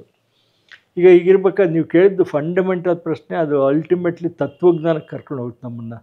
ವಿಜ್ಞಾನದಿಂದ ತತ್ವಜ್ಞಾನಕ್ಕೆ ಜಿಗಿತ ಕೊಡುತ್ತೆ. ಅಂದರೆ ಬಟ್ ಅದು ವಿಜ್ಞಾನ ತತ್ವಜ್ಞಾನ ಎಲ್ಲೋ ಒಂದು ಕಡೆ ಆಗಬೇಕು. ಎರಡೂ ಕೂಡ ಸಿಂಕ್ರನೈಸ್ ಆಗಬೇಕು. ಯಾವುದೋ ಒಂದು ಕಡೆ ಒಂದು ಏಕೀಭವಿಸ್ಬೇಕು. ಅದು ಆಗ್ತಾ ಇಲ್ಲ. ಜಗತ್ತಿನಲ್ಲಿ ತುಂಬ ದೊಡ್ಡ ದೊಡ್ಡ ಥಿಂಕರ್ಸು, ಬರ್ಟ್ರಾಂಡ್ ರಸಲ್ ಇರ್ಬೋದು, ಎಸ್ ರಾಧಾಕೃಷ್ಣ ಇರ್ಬೋದು, ಅವರೆಲ್ಲ ಆ ಮಟ್ಟದಲ್ಲಿ ಯೋಚನೆ ಮಾಡಿದಾಗ ಇಡೀ ಮನುಕುಲದ ಬಗ್ಗೆ ಯೋಚನೆ ಮಾಡಿರ್ತಾರೆ. ಇಡೀ ಮನುಕುಲದ ಬಗ್ಗೆ, ಒಂದು ಯಾವುದೋ ಒಂದು ಪ್ರದೇಶದ್ದಲ್ಲ. ಹೀಗಾಗಿ ಅವರು ಯಾವತ್ತಿಗೂ ಕೂಡ ದೊಡ್ಡವರು ಅನ್ನಿಸ್ಕೊಂತಾರೆ. ನನ್ನ ಪ್ರಕಾರ ಕನ್ನಡದ ವಿಜ್ಞಾನ ಬರವಣಿಗೆ ಇನ್ನೂ ಶೈಶವಾವಸ್ಥೆಯಲ್ಲಿದೆ ಅಂತ ಅನ್ನಿಸ್ತದೆ. ಶೈಶವಾವಸ್ಥೆ ಅಂತ ಅನ್ನಲ್ಲ, ಹೋಗಿದೆ ಮುಂದಕ್ಕೆ. ಆದರೆ ಎಷ್ಟು ಅದು ಇಂಪ್ಯಾಕ್ಟ್ ಮಾಡೋಕೆ ಅಷ್ಟು ಮಾಡ್ತಾ ಇಲ್ಲ. ಅದಕ್ಕೊಂದು ಮುನ್ನೋಟ ಅಂತಿದೆಯಾ? ಅದಕ್ಕೆ ನಾಳೆ ಅಂತಿದೆಯಾ? ವಿಜ್ಞಾನದ ನಾಳೆಗಳನ್ನ ಏನು ಅಂತಂದರೆ ಇವಾಗ ಒಂದಾಗುತ್ತೆ. ಇವಾಗ ನೋಡಿ, ಕತೆ ಮೂಲಕನ ವಿಜ್ಞಾನ ಹೇಳೋಕ್ಕೆ ಬೇಕಷ್ಟೇ. ಒಟ್ಟಿಗೆ ರಾಜಶೇಖರ್ ಬೋಸ್ನವ್ರು ಸುಮಾರು ಜನ ಇದ್ದಾರೆ, ಸುಮಾರು ಜನ ಮಾಡಿದ್ದಾರೆ ಅವರು.